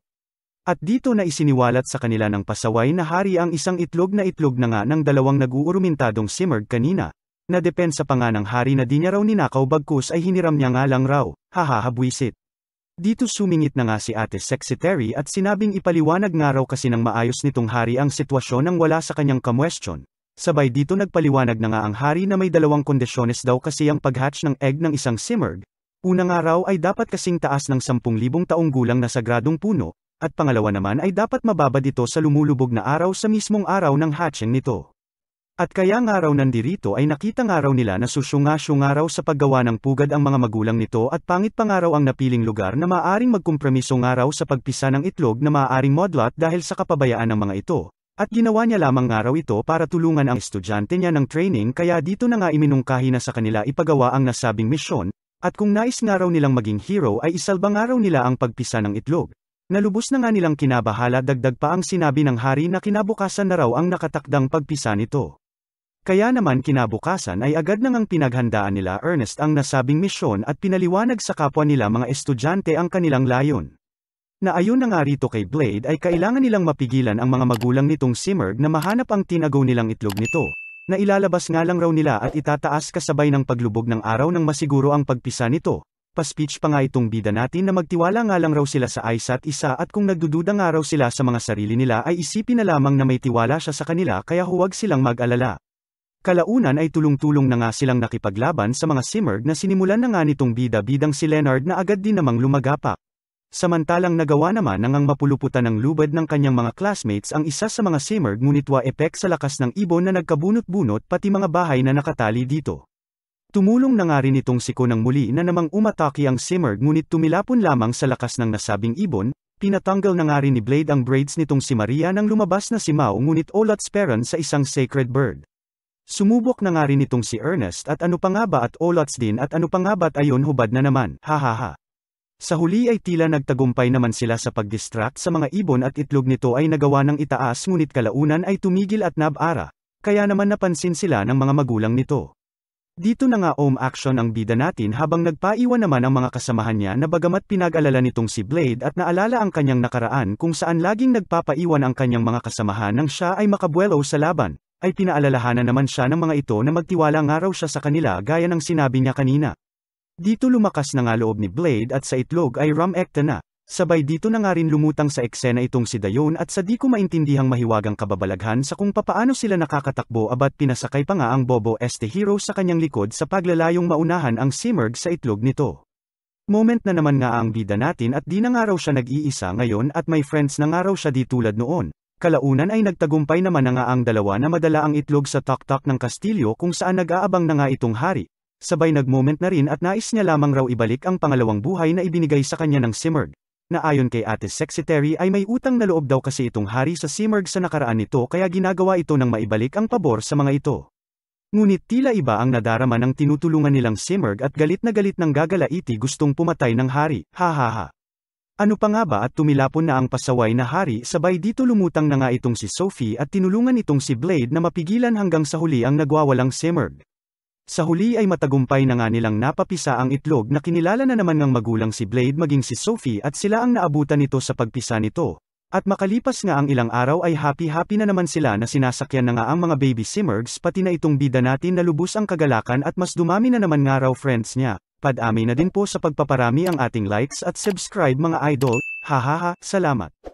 Isang araw, pinakita na lamang na pinagpapapatay nitong si Blade lahat ng kanyang friends, at maging itong si Baby Sophie ko nga ay walang nagawa at binasek lamang nitong ating bida. Hanggang sa kalaunan nga ay kinausap na nitong si Blade ang hari na may pekanan ng lahat, na noong nakaraan pa nga nais ipagamit sa kanila ang tinawag nitong virtual reality, na buong pagmamayabang nga na ibinida sa kanila at ito nga raw ay isang old school technology ng science na nagmula pa sa mga sinaunang tao. Dagdag pa nito na di na nga raw nila kakailanganin na gumamit pa ng mga peking espada para makipaglaban sa isa't isa at makakabuelo nga raw sila sa pagtitraining sa pamamagitan nito, matira matibay nga raw kahit abutin man daw sila ng buong araw. Nainis naman nga itong si Blade at masyado nga raw makatotohanan at hindi na nga raw nila malaman kung ano talaga ang totoo sa hindi, at papaano nga raw kung totoo na pala at akalain ng iba na virtual reality pero edi nagkasaksakan kami ng mga friends ko nang wala sa oras ika na nga nitong si Blade. Napaisip naman itong hari kaya kalaunan ay pinagbigyan na lamang itong bida natin at pinalitan ng settings ng virtual reality, at nagbilin pa nga na kung sino man raw ang matira sa kanila sa training na ito ay maaaring gamitin ng virtual reality sa anuman nilang nais o gusto bilang gantimpala. Ano pa nga ba at ginanahan na nga itong si Leonard at tila may plano na sa virtual reality kung sakaling manalo ito, ngunit binasek lamang nitong si Ernest na tila kinain na rin ng sistema nitong virtual reality.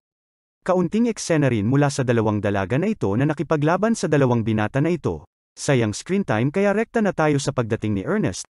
Tila psycho na nga ang datingan nitong si Ernest na kanina pa hinahanap itong si Blade at gusto nga raw niya makalaban. At sakto nga raw nandirito na sila kaya makakabuelo siya. Di naman nga ito inatrasan ng bida nang lusubin na siya ng baliw na dalaga hanggang sa pangmalakasang mga was-iwas na nga ang ipinamalas nitong si Blade at kalaunan nga ay nagising na sila na hudyat ng pagkatalo niya sa mga ito. Tuwang-tuwa naman na nga ang hari at matagumpay ang aparato na kanyang paganap sabay binati itong si Blade na nagtagumpay sa kanyang pa-contest, samantalang ang iba ay di pa rin makaget over sa huling atake na ginawa nga raw nitong bida natin na di man lang nga raw nila naramdaman. Naiyak naman nga sa kahihiyan nitong si Ernest at di nga raw siya makapaniwala sa naging asal niya sa loob ng virtual reality, na ginatungan pa nga nitong si Blade na mas lalong kinaasar pa nga ng baliw na dalaga. Tawa-tawa nga lang itong hari hanggang sa siya na nga ang pagbalingan ng inis nitong si Ernest pati na ng iba pang estudyante hanggang sa kalaunan ay lapitan na nga ng ating bida ang aparato, na lubos pinagtaka ng hari at tila nabitin nga raw ata itong si Blade, pinagtaka pa nito at tila sinagad-sagad nga raw ni Blade ang settings ng difficulty ng virtual reality hanggang sa isalaksak na nga ng ating bida ang wire sa ulo nitong sira-ulo nang ma-experience nito ang ginawa nitong gulo. Binilin pa nga ni Blade kay Ate Secretary na paulit-ulit itong ibalik kahit mamatay ito sa virtual reality na agad din namang nagets nito at bilang parusa nga sa sira-ulong loko-loko. Batsi na nga ang mga estudyante samantalang itong hari ay iniwan na nga nilang aligaga at kaharap na nga ang sandamakmak na halimaw na sa kanya ay bumulaga. Sa kanilang paglamon ay napansin naman na nga nila ang pagmomoment nitong dalawang binata, na ayon nga dito sa bida natin ay dahil nga raw sa natalo ito nila kapegatas. Tanong naman nga itong si Ernest sa kung paano raw ba nanalo sila Claire at Jessica, Na sinagot naman ang walang kutsa-kutsara nitong si Blade na dahil lumakas nga raw itong dalawa dahil sa training samantalang ang dalawang binata ay petiks-petiks lang sa training kaya ayon durog ang dalawang itlog sabay walkout na nga lang ang dalawang lalaki nang marinig ang mga ito. Masyado nga raw harsh itong si Blade na pinabulaanan naman nito't kailangan nga raw nila itong marinig at para rin daw naman yun sa ikabubuti nila. At syempre, mawawala ba naman pa service na naman sa anime na ito kung saan may pa hot spring na ganap na naman itong hari na kung tawagin nga raw ay Thermae. Agad pinuntahan naman nga ng magkakaibigan ang nasabing Thermae na siyang agad bininyagan na nga ng mga ito, kanya-kanyang pwesto na nga ang mga ito sa paliguan hanggang sa lumutang na nga rin itong si Marie na pinagtaka nitong si Blade at di raw siya si Mao ngayon, paliwanag naman ni Marie na delikado raw kung si Mao ang papalabasan niya dahil sigurado raw walang swimsuit sa babaeng iyon at maghuhubad nga raw yun. Todo posang nga rin itong si Jessica na lubos kinalibog nitong mga hayok samantalang ang dalawang taluna na ito ay di pa rin matapos-tapos sa pagmomoment nila. Lumutang na nga rin itong si Ernest na may patwalya-twalya pa nga raw na lubos kinontra na nga nitong Meniakis na hari at bawal nga raw ang mga nakatikip sa Thermae na pinagawa niya habang binibandera ang sand atang walang bala, abat sumangayon naman nga agad ang mga kalalakihan sa dada ng hari at pinaglalaban. Bumanat na nga rin itong si Jessica at ano pa nga raw ang kinahihiya nitong si Ernest sa bawat episode habadera naman raw ito so ano pa nga raw ang bago at patakip-takip nito ngayon, hahaha. Dumagdag na nga rin itong si Claire at swimsuit lang naman daw arte-arte nga raw nito. Gatong pangang muli itong hari hanggang sa batukan na nga ito ni Ate Sexy Terry nang matigilan na sa kamanyakan nito at siya nang humingi ng tawad para sa hari. Kalaunan ay nagtanggal na rin itong si Ernest ng kanyang tuwalyang pab-ibing hype kala mo naman kay ganda niya. Nilapitan na nga rin nila Claire at Jessica ang kanina pa nagmo-moment na mga binata para nga mabalik na ang mga moral nito ngunit tila mas nasaktan pa na mag-sorry na nga ang mga ito't nanalo nga raw sila sa kanila. Kaya naman kinagabihan ay mismong si Blade na nga ang kumausap sa dalawa, at dito nagkabukingan na nga na kaya pala ayaw matalo ng mga ito sa dalawang dalaga ay may mga gusto pala ang mga ito dito. Kwento na nga ang dalawa sa kung ano-ano ang nagustuhan nila sa dalawang dalaga hanggang sa umeksena na nga itong siko na kanina pa pala nakikinig sa kanila at sinabing simple nga lang raw ang solusyon sa mga problema nila, at yun nga raw ay ang magpalakas, dahil sa malalakas nga raw na attract ang mga babae. Nagustuhan naman ng dalawa ang iminungkahi nitong siko at dito nagka-interes na nga kung papaano nga raw sila lalakas, ayon naman kay Ko ay simple nga lang raw, at iyon ay ang magpa-training nga raw sila kay Blade. Samantala, naging sentro rin ng pag-uusap ng girls ang pagmomoment ng dalawang binata at paglayo nito sa kanila, at bakit raw ba masyadong big deal ang pagkakatalo nila rito at masyado nga raw mga pab-ibi ang mga ito. At habang nag-iisip nga ng solusyon sa dalawang itlog na kapon ay eksena na naman nga itong siko at simple nga lang raw ang solusyon sa mga problema nila. At kagaya nga ng sinabi nito sa mga lalaki ay magpalakas nga raw sila at sa mga babaeng malakas nga raw na a-attract ang mga lalaki, pinagtaka naman ng dalawang dalaga ang iminungkahi nitong siko at wala nga raw silang gusto sa mga ito para gawin nila yon. Ngunit di rin naman daw sila okay na ganito ang sitwasyon nila sa boys. Kinabukasan ay wala naman nang sinayang na oras ang dalawang binata at nag-training na kasama ang ating bida. Seryosong-seryoso na nga ang mga ito na maging mga lablab nila ay di pinapansin sa daan hanggang sa dumating na nga ang araw kung saan muli silang masasabak sa virtual reality. At dito muli na ngang nagharap ang mga love life nating mga karakter. Una na ngang bumanat itong sila Jessica ngunit nagawang sabayan ng dalawang binata, nagulat pa nga itong si Ernest at lumakas nga raw ang mga ito sa pangangalaga nitong si Blade ngunit kalaunan ay nagpasabog din ang dalawang dalaga at tila tinuruan nga rin daw nitong si Ernest sa pakikipaglaban. Bagamat effort sila kuya mo ay olats peren ang mga ito sa lakas ng dalawang dalagang minamahal ng mga ito. Sa huli ay nagkamayan na nga ang dalawang panig at nagpasalamat ang ating boys at sineryoso nga raw sila nitong dalawang chicks, at pinangakong mas magpapalakas pa nga raw. Ngunit may pasaring peren at nagpaturo nga raw sila ng spell sa kapwa nila mga babae kaya madaya nga raw. Nabwisit naman nga itong si Ernest at ano raw ba unfair doon tinuruan nga raw sila nitong si Blade. Dagdag pa nga nito na kailangan pa ba dapat mas maging malakas sa taong gusto mo para lang masabi mo rito nararamdaman mo. Sabay sagi pa nga ng tingin sa bida natin at iyon daw ang tunay na unfair. Dami na naman dada ni Ate Habadera. Like at subscribe na lang guys. Salamat, hihi.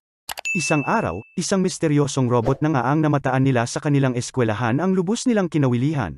Ayon naman kay Sophie ay isang linggo na nga raw itong nakatambay dito na tila may hinihintay nga raw. Sabay dito nagpakita na nga ng imahe nitong si Blade na tila nagpapahiwatig na si Blade ang layo nito, dahil nga rito ay agad naman nangang sinamahan ng mga dalaga ang cute-cute na robot kung nasaan ang bida natin. Ngunit sa gulat nila ay bigla na lamang itong inatake ng ating bidang lalaki nang walang pag-aatubili. At ayon, wasak ang kawawang robot sa tabi. Nabwisit naman nga itong si Ernest at bakit daw ba basta-basta na lang binanatan ito ng ating bida na dumpensa nga rin at delikado nga raw ang mga ito na tinawag nitong isang guardian, huwag nga rin daw sila mag-alala at may kakayahan ang mga itong i-repair ang kanilang mga sarili na mas dapat nga raw nilang ikabahala. Kalaunan nga ay siyang tunay nga ay okay na itong muli ngunit ngayon ay nag-anyong chicks na ayon dito ay binase niya sa kagustuhan ng mga lalaki sabay tanong kay Blade kung nagustuhan daw ba nito ang itsura niya. Ano pa nga ba at walang talab ang kurba ni bagong lablab sa isip bata nating bida, abat muli na naman ngang binanatan ng bida natin ng tila aatakihin din kasi siya ni Bibi Cute Robot at ayon, durog na naman si ate mo. Wala naman nangang nagawa ang mga girls sa kapreningan nitong bida natin at sunod-sunod na atake na nga ang ibinigay sa bagong tagpong durog na kalaban. Bandang hapon nga ay muli na namang nabuo si ate robot ngunit pinigilan na nila Ernest itong si Blade na muling atakihin ang robot sa gilid. At tila di naman raw delikado ang kanina pa pinag-iinitan nitong si Blade. Bagamat kontra dito ang ating bida at delikado nga raw ang mga guardian, at maging ang mismong dalagang robot na nga mismo ang nagsabi na nandirito nga raw siya para puksain ang ating bida, ay tila tumatagos lamang ito sa tenga ng mga tanga at niyaya pa nga ang robot na sa kanila ay sumama at maging kaklase nila. Feeling close na nga rin lalo na itong si Claire na tinawag na ang robot na Iona at ito nga raw ang nakasulat sa dibdib nito. Na pinabulaanan naman ng cute crush kung robot na 10NA nga raw ang basa nito at for short nga raw ng model number niya. May kakulaitan din talaga itong si Claire at tinawag pa rin itong Iona at iminungkahi na naman na kung nais nga raw matalo nitong si Iona ang ating bida ay maaari nga raw nila siyang matulungan. Sabay abot ng kamay niya na kinasa na nga rin itong si ate cute Iona at tila nagustuhan ang iminungkahi niya. Agarang meeting na nga ang naganap kung saan kasama na nila itong si Iona kung saan pinag-usapan na nila kung papaano masusupil nga itong si Blade. Napatanong naman nga sila sa kung bakit si Blade nga raw ang target nito at dito nagkwento na nga rin itong si ate Iona. Ayon dito ay basta na lamang raw kasi pinasok ni Blade ang kanyang intimate zone ng dilang isang beses at paulit-ulit pa nga raw, na kinablush na nga ng ating mga dalagang tagapakinig sabay titig sa bida nating nagulat at napatindig. Depensa naman nga itong bida natin na ang ginawa niya lamang daw ay ang mag-trespass at hawak nga raw niya ang master key na hiniram nga raw niya mula sa hari at hindi ang maduming iniisip ng mga kaibigan niyang sa kanya ay nakatitig sabay sa smeryasep.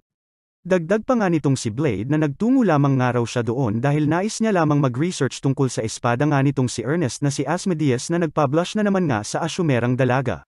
Ngunit nagpatuloy pa rin nga sa pagkikwento itong si Iona na di lamang daw nga iyon ang pagkakataon na ginawa iyon ng ating bida bagkus ay 28 beses nga raw lahat-lahat sumatotal, pinag-chop-chop nga raw siya nitong si Blade at dinurog ng tila isang paminta. Bagamat subok pinagtatanggol ang sarili niya sa mga akusasyon ay wala namang magawa ang ating bida at kay Iona kampi ang mga dalaga, kaya dito napa-walk out na lamang ang ating bida. Sinundan naman ito ni Sophie habang nagdadadabog na ginawa niya lamang nga raw yun sa library dahil kailangan niyang gampanan ang kanyang responsibilidad bilang isang great hero.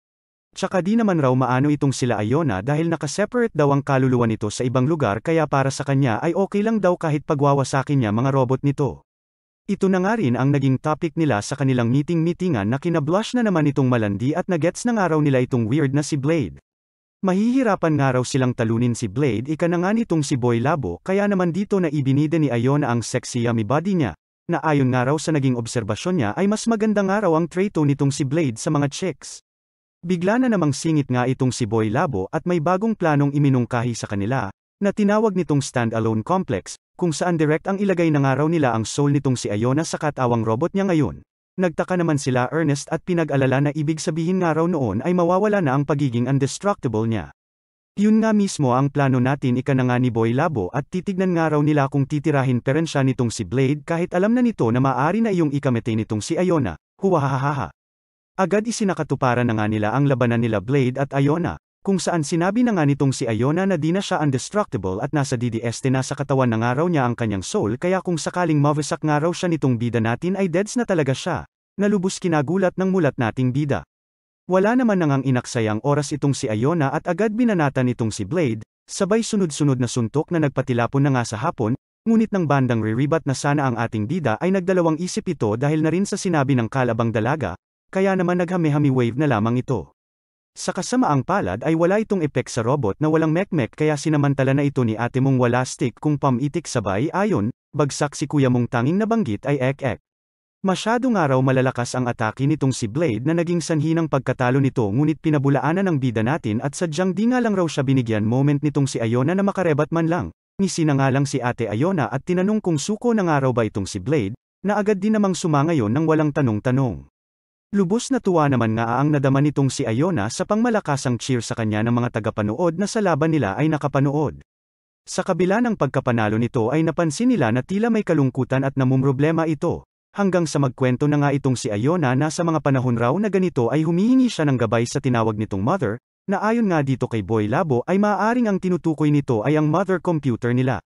Dito raw kasi siya kumukuha ng utos kapag may tapos na siyang mission ngunit namumroblema at wala nga raw siyang makuhang connection dito at tila nakablock siya, na maaaring resulta nga raw ng ginawa niya ngayon. Sobrang down nga raw siya sa ngayon at wala daw sa kanyang nagmamanda, sabay nagpabibi na nga ng may pesagi ng tingin at nagpa-cute sa ating bida. Sa una ay ayaw pa nga nitong bida natin hanggang sa magdrama na naman nga si Ate Iona na may timer nga raw na nag-activate sa kanya simula nung magsolo na nga raw siya. Nalikas nga raw sa mga guardian kapag wala ng supervisor, at self-destruct program nga raw na naka-install sa kanila. Kinumpirma naman nga ito ni Boy Labo habang todo nakalayo ang lahat sabay banat na naman nga ni Ate Iona na huwag nga raw sila mag-alala dahil lalayo naman daw siya kung sakaling sisibog na siya. Ano pa nga ba at wala naman nang naging choice itong si Blade kundi tanggapin na lamang ang gusto nitong si Iona na gawin siyang master nito.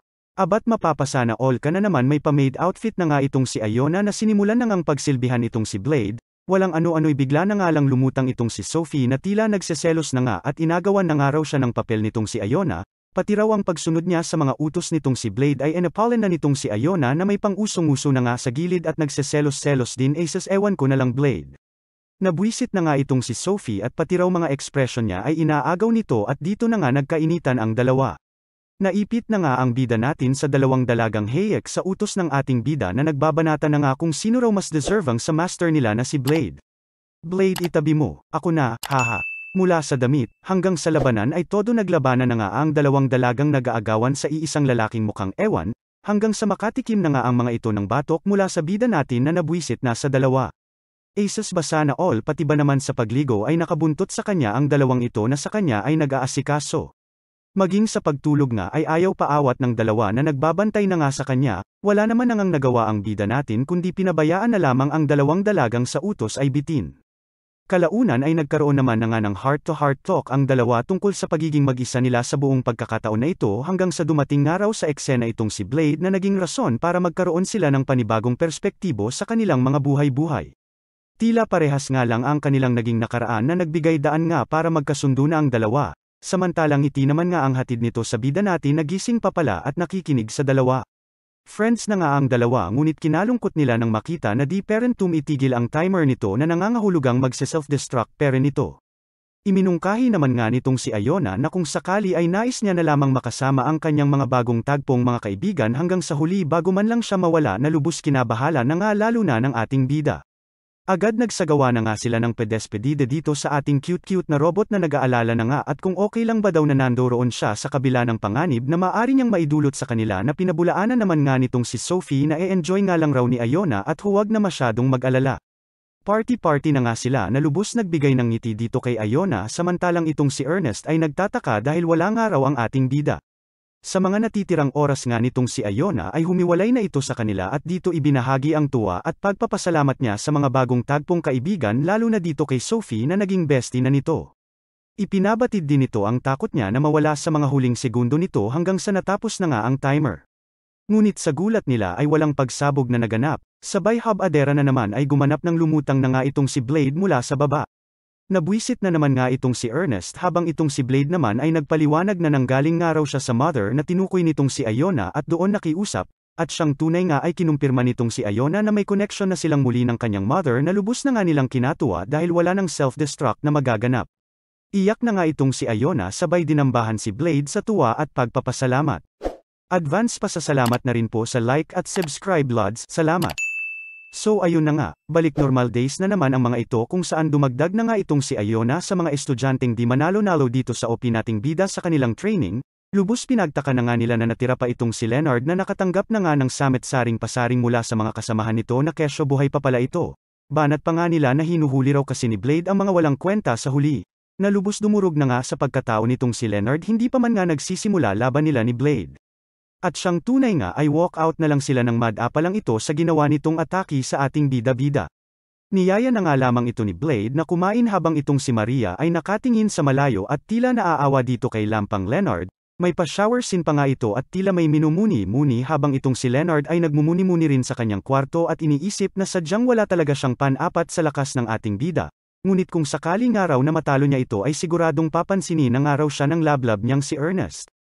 Kinabukasan nga ay kinausap nitong si Maria ang ating lampang Kuya Leonard at kung okay lang ba dito na laging natatalo nitong si Blade, ramdam nga raw niya ang frustration nito na matalo ito dahil naramdaman niya na rin daw ito. Nakita nga raw niya ang pagpupursigi nitong si Leonard na lubos nagbigay lakas ng kumpiyansa na nga sa bobo. Dito na nga lumutang mula sa kung saan itong si Boy Labo na binara ang kanilang usapan at puro nga lang sila mouth at istorya, kung nais nga raw nila ng solidong plano para matalo ang mangtangang pagkalakas-lakas na gagong bida-bidang bobo ay kakailanganin nga raw nila ng pangmalakasang tulong mula sa kanya, abat may pamiting na nga ang mga ito sa pangunguna nitong si Leonard na chairman ng kanilang pulong, kung saan nag-ipon-ipon na nga silang lahat na nais matalo ang ating bida. Dito na nga sila nagpalitan ng mga ideya sa kung papaano nila matatalo itong si Blade, chu-chu-chu-cha-cha-cha basta yun na yun. So ayun na nga, agad na nga nilang sinimulan sa pamamagitan ng paggamit ng Lance Embies na espada nga raw na forte nitong si Blade ngunit sa kasamaang palad ay Olat Speran, na kinawasak pa nga ng pinakaiingat-ingatang lance nitong si Leonard. Sumunod nga ay ang pag-atake nila dito habang ito ay natutulog, ngunit Olats na naman at nagbabantay pala rito si Iona kaya ayon, sunog si ate mong maitim pa sa utong. Muling sumubok na naman nga itong si Bob-ong Leonard ngunit kumain lamang ng alikabok mula sa lance niyang Berno. Maging si Mao ay sumabay na rin sa trend ngunit Olats din talaga. Maging itong si Bibi Sophie ko dati ay nawala ang ganda at sinupalpal sa mukha, haha. Maging Jack and Poy nga ay pinatos na ng mga ito ngunit sa Jangwa Effect talaga nagmumukha lang silang tanga. Nawawalan na nga ng pag-asa ang mga ito habang ang iba ay nakalimutan na nga kung para saan daw ba ang ginagawa nila. Ngunit sadyang nag-aapoy talaga sa kadesididuhan itong si Ernest na matalo ang ating bidang loko-loko. Hanggang sa dito na nga nila mapagtanto na sa nakaraang laban nito kay Iona ay sumuko ito na nagbigay sa kanila ng panibagong ideya. Na-hostage nga raw nila itong si Iona na kinalungkot nitong si Leonard at taliwas sa kanyang prinsipyo, na kinabwisit na nga nitong si Ernest at wala na nga raw siyang pakialam, na kung kailangan niya nga raw uminom ng tubig kanal ay gagawin niya matalo lamang itong si Blade. Isang araw nga habang nasa klase sila ay bigla na lamang may mga misteryosong lalaki na pumasok sa kanilang classroom na itago na lang natin sa pangalang Leonard and Friends na nagpakilalang mga terorista nga raw. Habang nagtataka itong bida natin sa mga nangyayari ay binubulungan na nila Leonard si Ate Nurse na makisakay na nga lang raw sa kanilang paganap at may rason nga raw sila. Umalis na nga rin ang ibang mga estudyante as per utos nga ng mga terorista kuno sabay pabibi na nga nitong si Ate Nurse bilang pagsakay sa trip ng mga ito. Abat na wala na nga sa karakter ang mga ito at nag-agawan na sa pagiging hostage at nainggit nga sa ganap ni Ate Nurse. Since tanga-tanga nga itong si Blade ay wala pa rin itong ideya sa mga nangyayari hanggang sa mag-walkout na nga lang si Ate Nurse at pumalit na itong si Ernest na damang-dama ang pagiging hostage. Sabay humingi na nga ng tulong sa bida nating nagtataka. Bagamat todo effort ang ating girls sa kanilang mga ganap ay wala talagang effect sa ating bida-bida hanggang sa kalaunan nga ay tawagin na nito ang tatlong itlog at nakilala na nga niya ang mga ito sa kabila ng mga maskarang suot nito. Ayun nga dito kay Blade ay simula pa nga lang raw ay alam niya ng sila Leonard ito at lubos nga raw niyang pinagtataka ang mga pinaggagawa ng mga ito. Nang mapansin nila na tila naguguluhan pa rin itong si Blade at tinatanong kung bakit nila hostage ang mga babae ay pinagpatuloy na lamang ng mga ito ang pinaggagawa nila makuha lamang ang matamis na pagsuko nitong bida natin sa kanila. Kung ano-ano pang ang mga ganap nagkasampal-sampal pa si Kuya Extra mapush lang itong bida natin na sumuko sa kanila hanggang sa iwinasiwas na nga lang nitong bida natin ang espada niya bilang sagot sa kunong sigalot. Sabay ayon, tanggal ang saplot ng tatlong Bob-ong supot, haha. Abat ayaw peren talaga paawat nila Ernest at tinangka pa talagang manlaban ngunit ganun din at Olats peren talaga hanggang sa huli. Ngunit talagang walang sekuan at pinakita peren na buo peren ang grupo nila na layong talunin ang bida nating Eneng. At syempre, papaawat din ba ako naman ligaw sa inyo na mag-like at subscribe, support naman dyan Lods, salamat, hihi.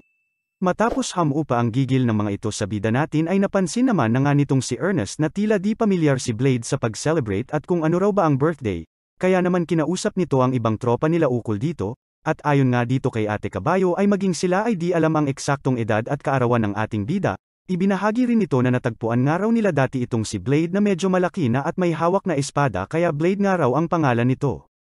Natawa naman ang mga ito at kung sakaling Betuta nga raw hawak nito nung mga panahong iyon ay Betuta raw sakali ang naging pangalan nito. Dito na nga napaisip itong si Ernest na alayan ng something special itong si Blade bilang paggunita ng kung sakali ay kaarawan nito.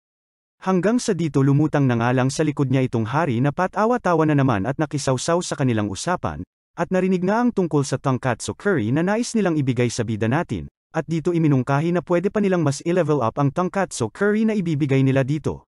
Ano pa nga ba at sinamantala na naman ito ng hari para dalhin sila sa isang lugar na magsisilbing training ground nga raw nila bukod pa sa sekretong layo nila. Nakalulan nga ito sa ilalim ng kaharian at magbubukas nga lang raw muli ang pinto kung magagawa nila ang mga nakaatag na kondisyones nitong hari. Isinalaysay na nga ito ni Ate Secretary at iyon ang kumonsumo sila ng sumatotal na 11 bilyong calories na nangangahulugang 100 milyong calories sa bawat isa sa kanila. Bagamat na bahala ang ating bida at delikado raw ang lugar na ito para sa kanila ay lubos pinagtaka na nga nito ang kadesididuhan nila Ernest at tila Gina G sa hamon ng hari.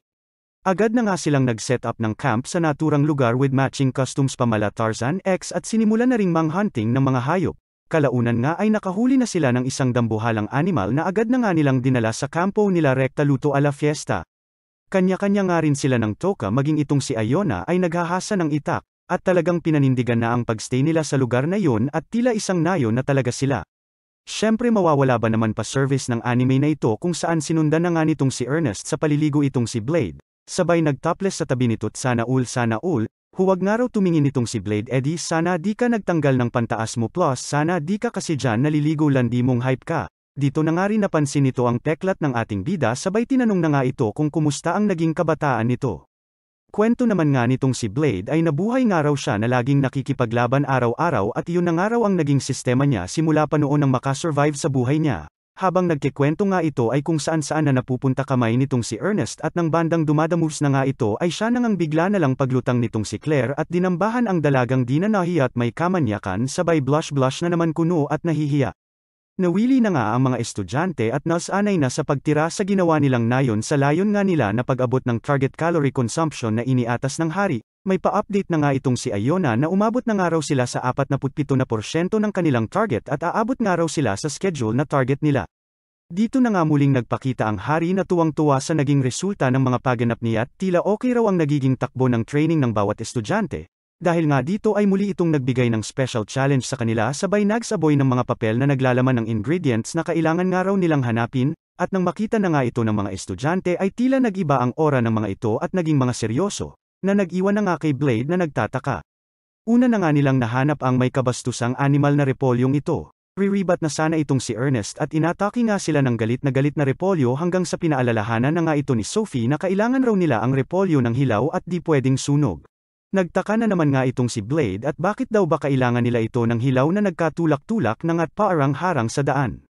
Kalaunan ay natalo na nga nila ito na lubos pinagtaka na naman ang ating bida at bakit raw ba hype na hype ang mga ito. Sunod nga nilang hinarap ang boksingerong mais na ito na pinangunahan na nga nitong si Blade, ngunit kinigilan nila Sophie at di nga raw nila ito pwedeng patayin bagkus ay kailangan lamang pagurin, na tamang paraan nga raw ng pag-harvest nito base sa libro na dala nila. Nakipagsabayan na nga itong si Blade hanggang sa napagod na nga ang mais, ngunit sa kasamaang palad ay nalaspag din ang ating bidang nabugbog. At kung ano-ano pang ang ingredients na hinango na nga ng mga tropa nitong si Blade kagaya ng kamatis, sili, at maging ng mga nangle-laser na sunflowers na ito, di nga rin nagpahuli ang mga karot na ito na may sumpa nga raw pag binunot ng mga tao at grabe makasigaw. Kaya naman nagpresente na itong ate sexy robot nating si Iona na siya na nga raw ang bubunot at wa-epek nga raw sa kanya ang mga sampat di nga raw siya tao. Kalaunan nga ay nagtagumpay na sila sa pagkuha ng mga ingredients na kailangan nila at ibinyahe na ito sa kanilang kampo.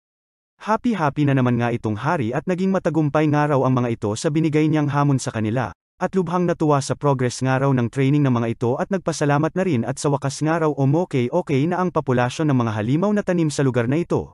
Dito na nga rin ibinalita nito na bukas na nga raw ang magiging huling parte ng kanilang challenge. Kinabukasan, agad na nga nilang hinarap ang hari nga raw ng lugar na ito at tinatawag na Beast King. Ito nga raw ay sadyang malakas ngunit sulit naman daw at sadyang malasa na pagkain, samantala, patawa-tawa na naman nga itong ayahay na hari na nanonood sa malayo sabay nag-cheer nga rin itong si Ate Kabayo sa kanila. Bandang paporma pa nga lang sila maging ang Beast King ay lubos na nga nilang kinagulat nang mawala na nga lang itong parang bula ng banatan ng isang mas malaking halimaw pa na bigla na nga lang lumutang sa likod nito. Habang ang iba ay todo ang gulat ay ngiti naman ang hatid nito sa hari at bagamat plano nga lang raw nila ay karne ng Beast King ay blessing in disguise nga raw ang mas makalidad na karne ng tinukoy nitong behemoth. Tila si Blade nga lang ang nabahala sa pagdating ng di inaasahang halimaw dahil ngiti rin ang binigay nito kila Ernest nang malamang mas okay ang karne nito kumpara sa namayapang Beast King. SS na nga agad itong si Ernest habang ang iba ay nagsibato na rin ng kani-kanilang atake. Todo effort na nga ang mga ito at sunod-sunod na atake na ang pinaulan sa kalabang halimaw ngunit sadyang may kalakasan ang Behemoth at wa-epek ang pinagbababato nilang atake dito. Ribat na nga si Kuya Behemoth ng pangmalakasang hami-hami wave na siyang hinarang na nga nitong si Leonard gamit ang shield niya. Ngunit namumroblema pa rin sila dahil wala silang pan-apat na atake dito, hanggang sa nagka-ideya na nga itong sila Blade at Mao kaso ay kakailanganin ng at least 30% ng lakas nitong si Blade, ngunit sa ngayon ay 15% pa lamang ang pwede niyang magamit ayon na nga rin kay Ate Nurse kundi ikamamatay niya. Kaya naman iminungkahi nitong si Blade na tulungan siya muna nitong si Mao at sa kanya na muna pansamantala ipapasa ang iba niyang enerhiya. Nabagala naman nga itong si Mao kaya dumamoves na nga rin ito at hinalikan ang ating bida nang mas mabilis nga raw ang pasa nila ng powers. Nagselos naman ng mga 1 second itong si Ernest sabay inayos na nga ang nalolo niyang bra hanggang sa muli na nga nilang binaling ang atensyon sa sanhi ng lahat ng Komosayon. Pangmalakasang gravity chuchu na nga ang binira nitong si Sophie habang laser chuchu naman ang binanat nitong si Iona nang mabigyan ng oras sila Blade at Mao. Maging classmates nila ay tumulong na kahit kilati lamang ang hatid nito sa dambuhalang Behemoth habang nag-oorasyon na nga itong dalawa at iniipon ang enerhiya sa espada nitong si Ernest, isang dambuhalang mahiwagang espada na nga ang nabuo sa pinaghalong kapangyarihan nila Mao at Blade sabay sumigaw na ng Wa, Holy Demon Blade. At ayun nga, hati si Kuya Kalabang Behemoth nang di man lang nakaganti.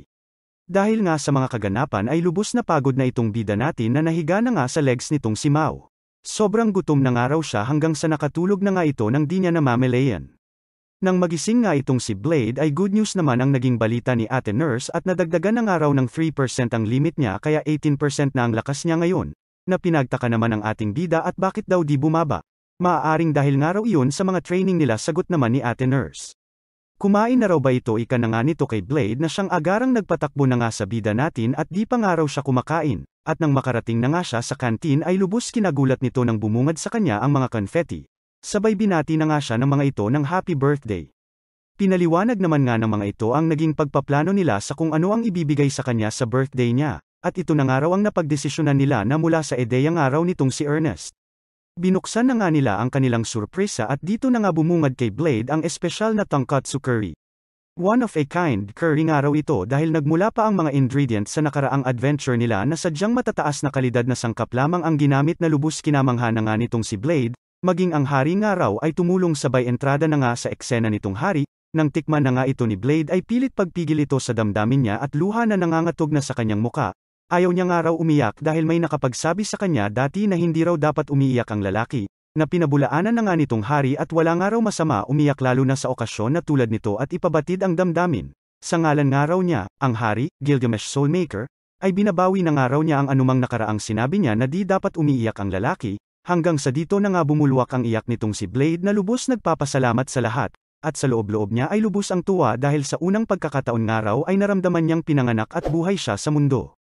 At para happy lahat, like at subscribe ka na Lods, salamat po, hihihi. Matapos nga ang mga kadramahan ay balik training na muli sila, kung saan bigla na nga lang lumutang itong si Sophie at sa gulat nila ay binasek lang ang Dragon Smash na tinuturo sa kanila ni Blade.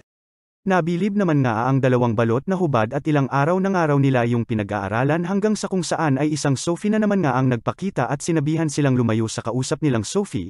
Sa gulat nga nila ay may dalawang Sophie na nga sa kanilang harapan hanggang sa bigla na nga lang umalis ang isa at napansin na siya ng lahat. Samantala, sa kung saan ay ipinakita naman ang pag-uwi nitong dumayo sa kanilang Sophie kanina sa isang abandonadong warehouse kung saan pinakita na nga ang ilan pang mga Sophie, na bagamat magkakamukha ay may iba-ibang personalidad. Dito na nga sila nagdidiskusyon sa kung ano nangyari sa misyon nitong Sophie kanina, na ayon na nga rito ay mahirap explain, hanggang sa bigla na nga lang itong hinalikan ng isa pang Sophie. Pang-ising-isi na nga ito at sadyang kapaki-pakinabang raw talaga ang pagpasa ng data sa pamamagitan ng keys, at ayun nga, nagtukaan na silang lahat, at siyang tunay nga ay nakita na nila ang mga pangyayari kanina. Maging ang skill na natutunan nito kanina ay nagawa na rin ng mga ito na kinawasak na nga ng pinto ng warehouse. Kinabukasan, habang nagpapasiklab nga ng kanyang panibagong kagamitan at skill itong si Jessica ay bigla na naman nga silang dinayo ng isang panibagong Sophie, na lubos kinagulat na nga ng lahat bukod dito kay Blade na nilapitan ito at tinanong kung ano ang gusto nitong matutunan sa araw na iyon. Sagot naman nga si ate mo at gusto nga raw niya matuto paano gumawa baby na kinablush na nga ng mga dalagita nating nasa arena, hanggang sa bigla na nga lang nagsabi si ate Daeong Sophie na patayin na nga lang raw pala si Blade ang gagawin niya sabay nagpalitan na nga ng mga atake ang dalawa.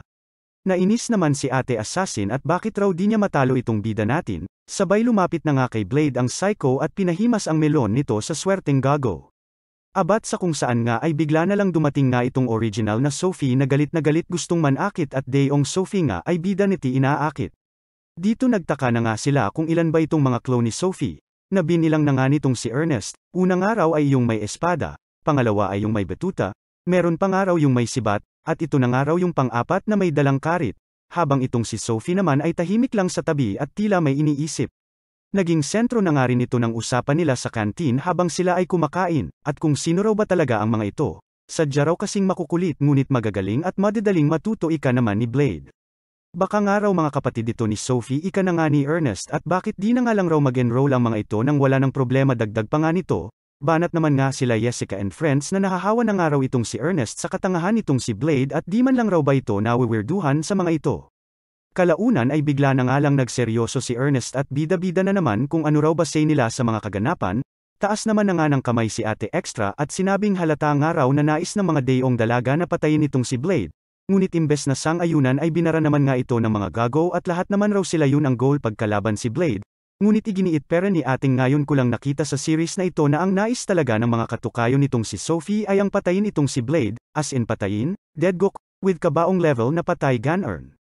Base nga raw sa mga obserbasyon nila ay maaari nga raw na tina-target itong si Blade ng mga assassin. Sabay bigla na nga lang may kumalabog sa likod kung saan nadapa na nga sa sobrang kabiglaan nitong si Sophie sa katangahan nitong si Ernest at ngayon lang raw nito napagtanto. Rarason pa nga ito at matagal na nga raw niyang alam hanggang sasabihin na nga lang ni Sophie na huwag na silang mag-alala at poprotektahan nga raw niya itong si Blade. Sa kung saan ay pinakita naman ngang muli ang grupo ng mga clone ni Sophie na pinag-uusapan ang mga palyado nilang pagpatay sa ating bida, hanggang sa isa-isa na nga silang tinawag na sila 1, 2, 3, 4, at 5 ng isang di pa pinapakita't misteryosong matanda, at nakasalalay nga raw sa kanila na ipakita sa lahat ang lakas ng artificial great hero kumpara sa mismong great hero. Patayin nga raw nila ang great hero nang mapatunayan nilang tagumpay ang research nila. Sabay umalis na nga ang mga ito, yun raw talaga ang goal nila at kung bakit sila nabubuhay.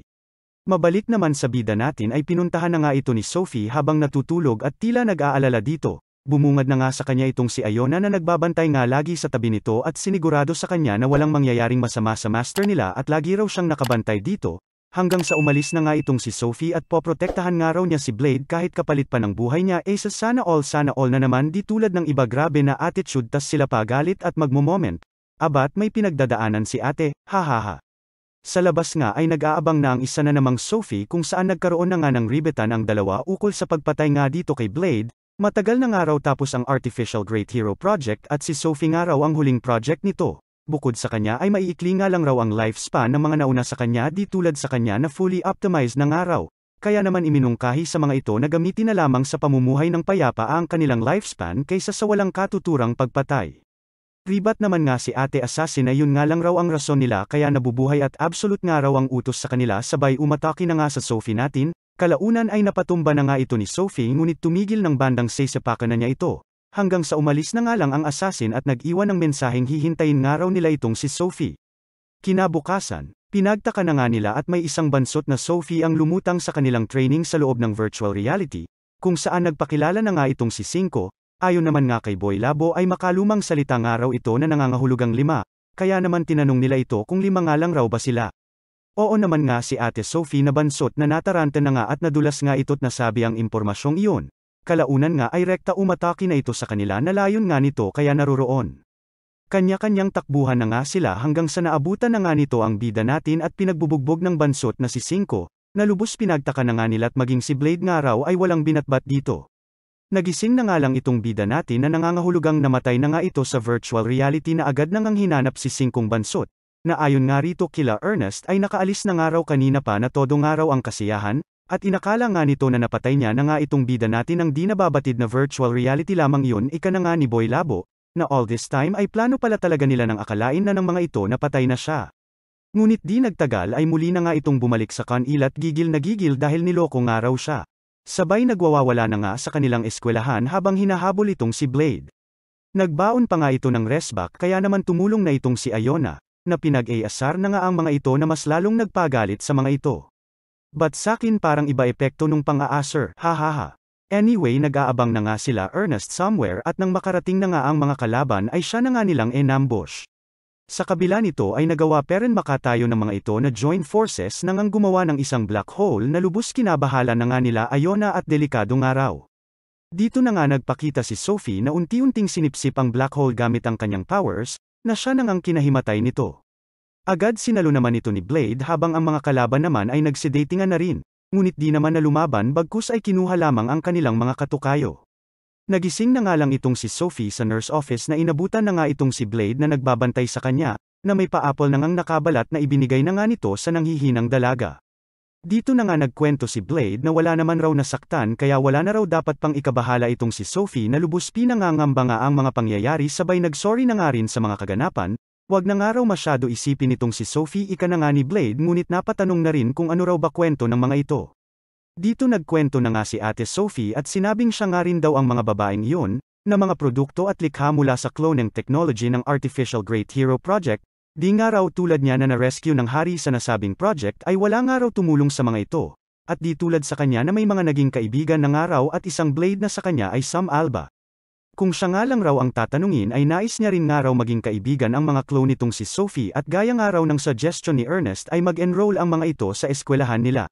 Ngunit pinabulaanan ito ni Sophie at malabo nga raw yun mangyari, dahil di tulad niya na na-rescue agad sa project na yun kaya hindi siya totally na-program para patayin itong si Blade, ay na-program na nga raw ang mga ito na tanging layon lang sa buhay ay patayin ang Great Hero.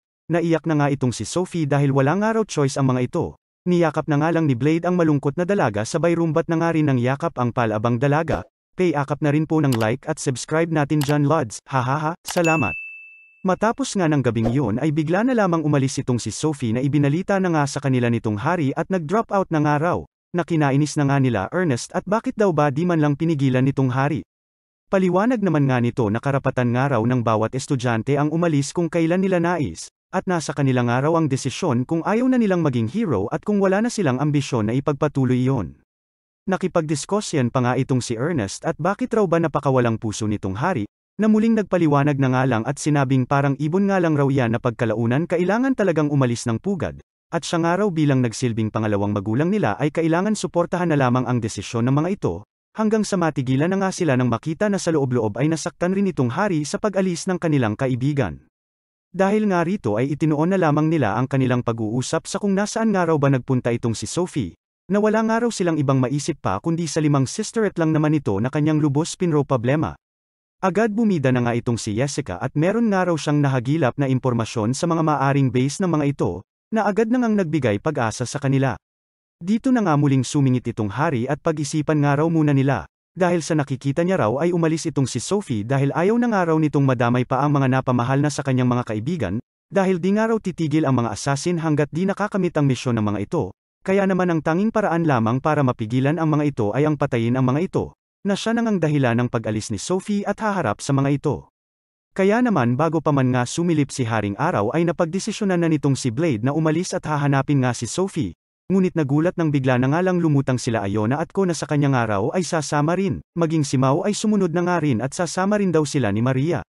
Ngunit bago pa man sila makalabas ng eskwelahan ay nagulat na nga si Blade at nag-aabang na sila Ernest sa entrance at tila natagalan nga raw sa pagdidesisyon nitong si Blade samantalang sila ay automatic raw at kanina pa doon nag-aabang sa kanya at dito sama-sama na nga silang umalis. Kalaunan nga sakay ng isang ibon ay nakita na ni Ernest itong si Sophie sa isang abandonadong warehouse na isa sa pinagtambayan ng mga kaklone nito, na bagamat nakita itong si Ernest ay umiwas naman agad at umalis na nga raw ito. Pilit pagkumbinsi na nga itong si Ate Ernest mo at gets nga raw nila itong si Sophie at ang plano nito na binara na nga agad ni Sophie at di pa nga raw nila alam ang buong kwento. At nang makarating na nga ang iba ay siya na ngang kwento nito tungkol sa Artificial Great Hero Project na sila Blade nga lang ang nakakaalam, na nabuo nga raw noong nakaraang gyera kung saan layon nga na makagawa ng isang tao na tatalo o kung di man ay at least tatapat sa Great Hero, at isa na nga raw siya sa mga ito. Hinuli na nga raw lahat ng nasangkot dito ngunit sa kasamaang palad nga raw ay meron pa ring nakatakas at nagpatuloy ng nasabing research. At ang mga lumusab sa kanilang assassins ay siya nang ang bunga nito, na tanging layon lamang ay ang lampasan ang Great Hero. Dito na nga pinagtaka ng iba na kung ang Great Hero nga raw ang target ng mga ito ay bakit daw ba si Blade ang pinag-iinitan ng mga ito. Ayon na nga rito kay Ernest ay maaaring nakita nga raw ng mga ito ang lakas ni Blade kaya dito ay tinetesting ang lakas nila. Banat naman nga si Leonard na since di nga raw nila matalo si Blade ay mas lalo na nga raw di nila kayang talunin ang Great Hero. Na kinatulala na nga lang nila Blade at nila Sophie na nakakaalam ng totoo na si Blade ang Great Hero. Humingi na nga lang ng dispensa itong si Sophie at siya nga raw ang dahilan ng mga nangyayari at hinahabol na nga raw siya ng kanyang madilim na nakaraan. At gets niya naman nga raw ito dahil ito naman raw talaga dapat ang buhay niya at hindi ang pagpapanggap ng isang magandang buhay sa kabila ng nakaraan niya. Drama na nga nito sabay sabi sa kanila na poprotektahan nga raw niya sila anuman ang mangyari. Sunod-sunod na batok na nga ang natanggap nito mula kay Ernest at kadramahan nga raw nito. Kung gusto nga raw nito ang buhay nito ngayon ay why not ipagpatuloy ito sabay ngiti na nga kay Sophie. Dating araw ay kinaharap niya na rin ang ganitong punto ng kanyang buhay na puro nga raw siya kasungitan hanggang sa nabago na nga raw ito dahil na rin sa tulong nitong si Blade at since choice na nga raw niya at nagbago. At kung talagang no choice nga raw sila at tanging pagpatay nga lang raw sa mga ito ang tanging paraan ay nandirito nga raw sila para tumulong, hanggang sa bigla na nga itong binara ni Blade at pinabulaanan, na bagamat iyon daw ang swestyon ng hari ay di raw iyon ang tanging paraan. Imposible nga raw ika naman ni Sophie at wala nga raw magagawa ang mga ito sa utos ng creator nila, at kung meron man raw ay limitado na nga raw ang mga lifespan ng mga ito dahil na rin sa marahas na mga modification na pinagdaanan ng mga katawan nito dagdag na nga ni Sophie. Kaya naman tinanong na nitong si Ernest si Blade kung ano raw ba plano nito, na kinabwisit na naman ito nang sabihin ng bida natin na wala nga raw, ngunit gagawin peren nga raw niya lahat mailigtas lamang ang mga tinukoy nitong kapatid nga raw ni Sophie, kaya naman kakailanganin niya nga raw ang tulong ng mga ito. Sabay tinanong na nga itong si Boy Labo kung may suggestion daw ba ito at kung may plano itong nasa isip. Samantala, sa panibagong base ng mga assassin ay nakatanggap naman na nga ang mga ito ng isang challenge letter mula sa ating mga bida, habang si Blade naman ay naghihintay na nga sa kanilang eskwelahan na tila inaabangan na nga ang mga ito, at siyang tunay nga kalaunan ay dumating na ang mga ito, na naaayon na nga sa plano nila. Ngunit si Blade nga lang raw ang pwedeng lumaban sa mga ito at baka umalis na naman ang mga assassin. Agad lumusab na nga ang lima sa nag-iisa nating bida habang itong si Boy Labo naman ay nagsasalita sa background at sumunod nga lang raw sila sa plano nila na ubusin nga lang raw ang lakas ng mga ito hanggang mapagod, at tiis-tiis nga lang raw itong si Blade hanggang sa mangyari yon.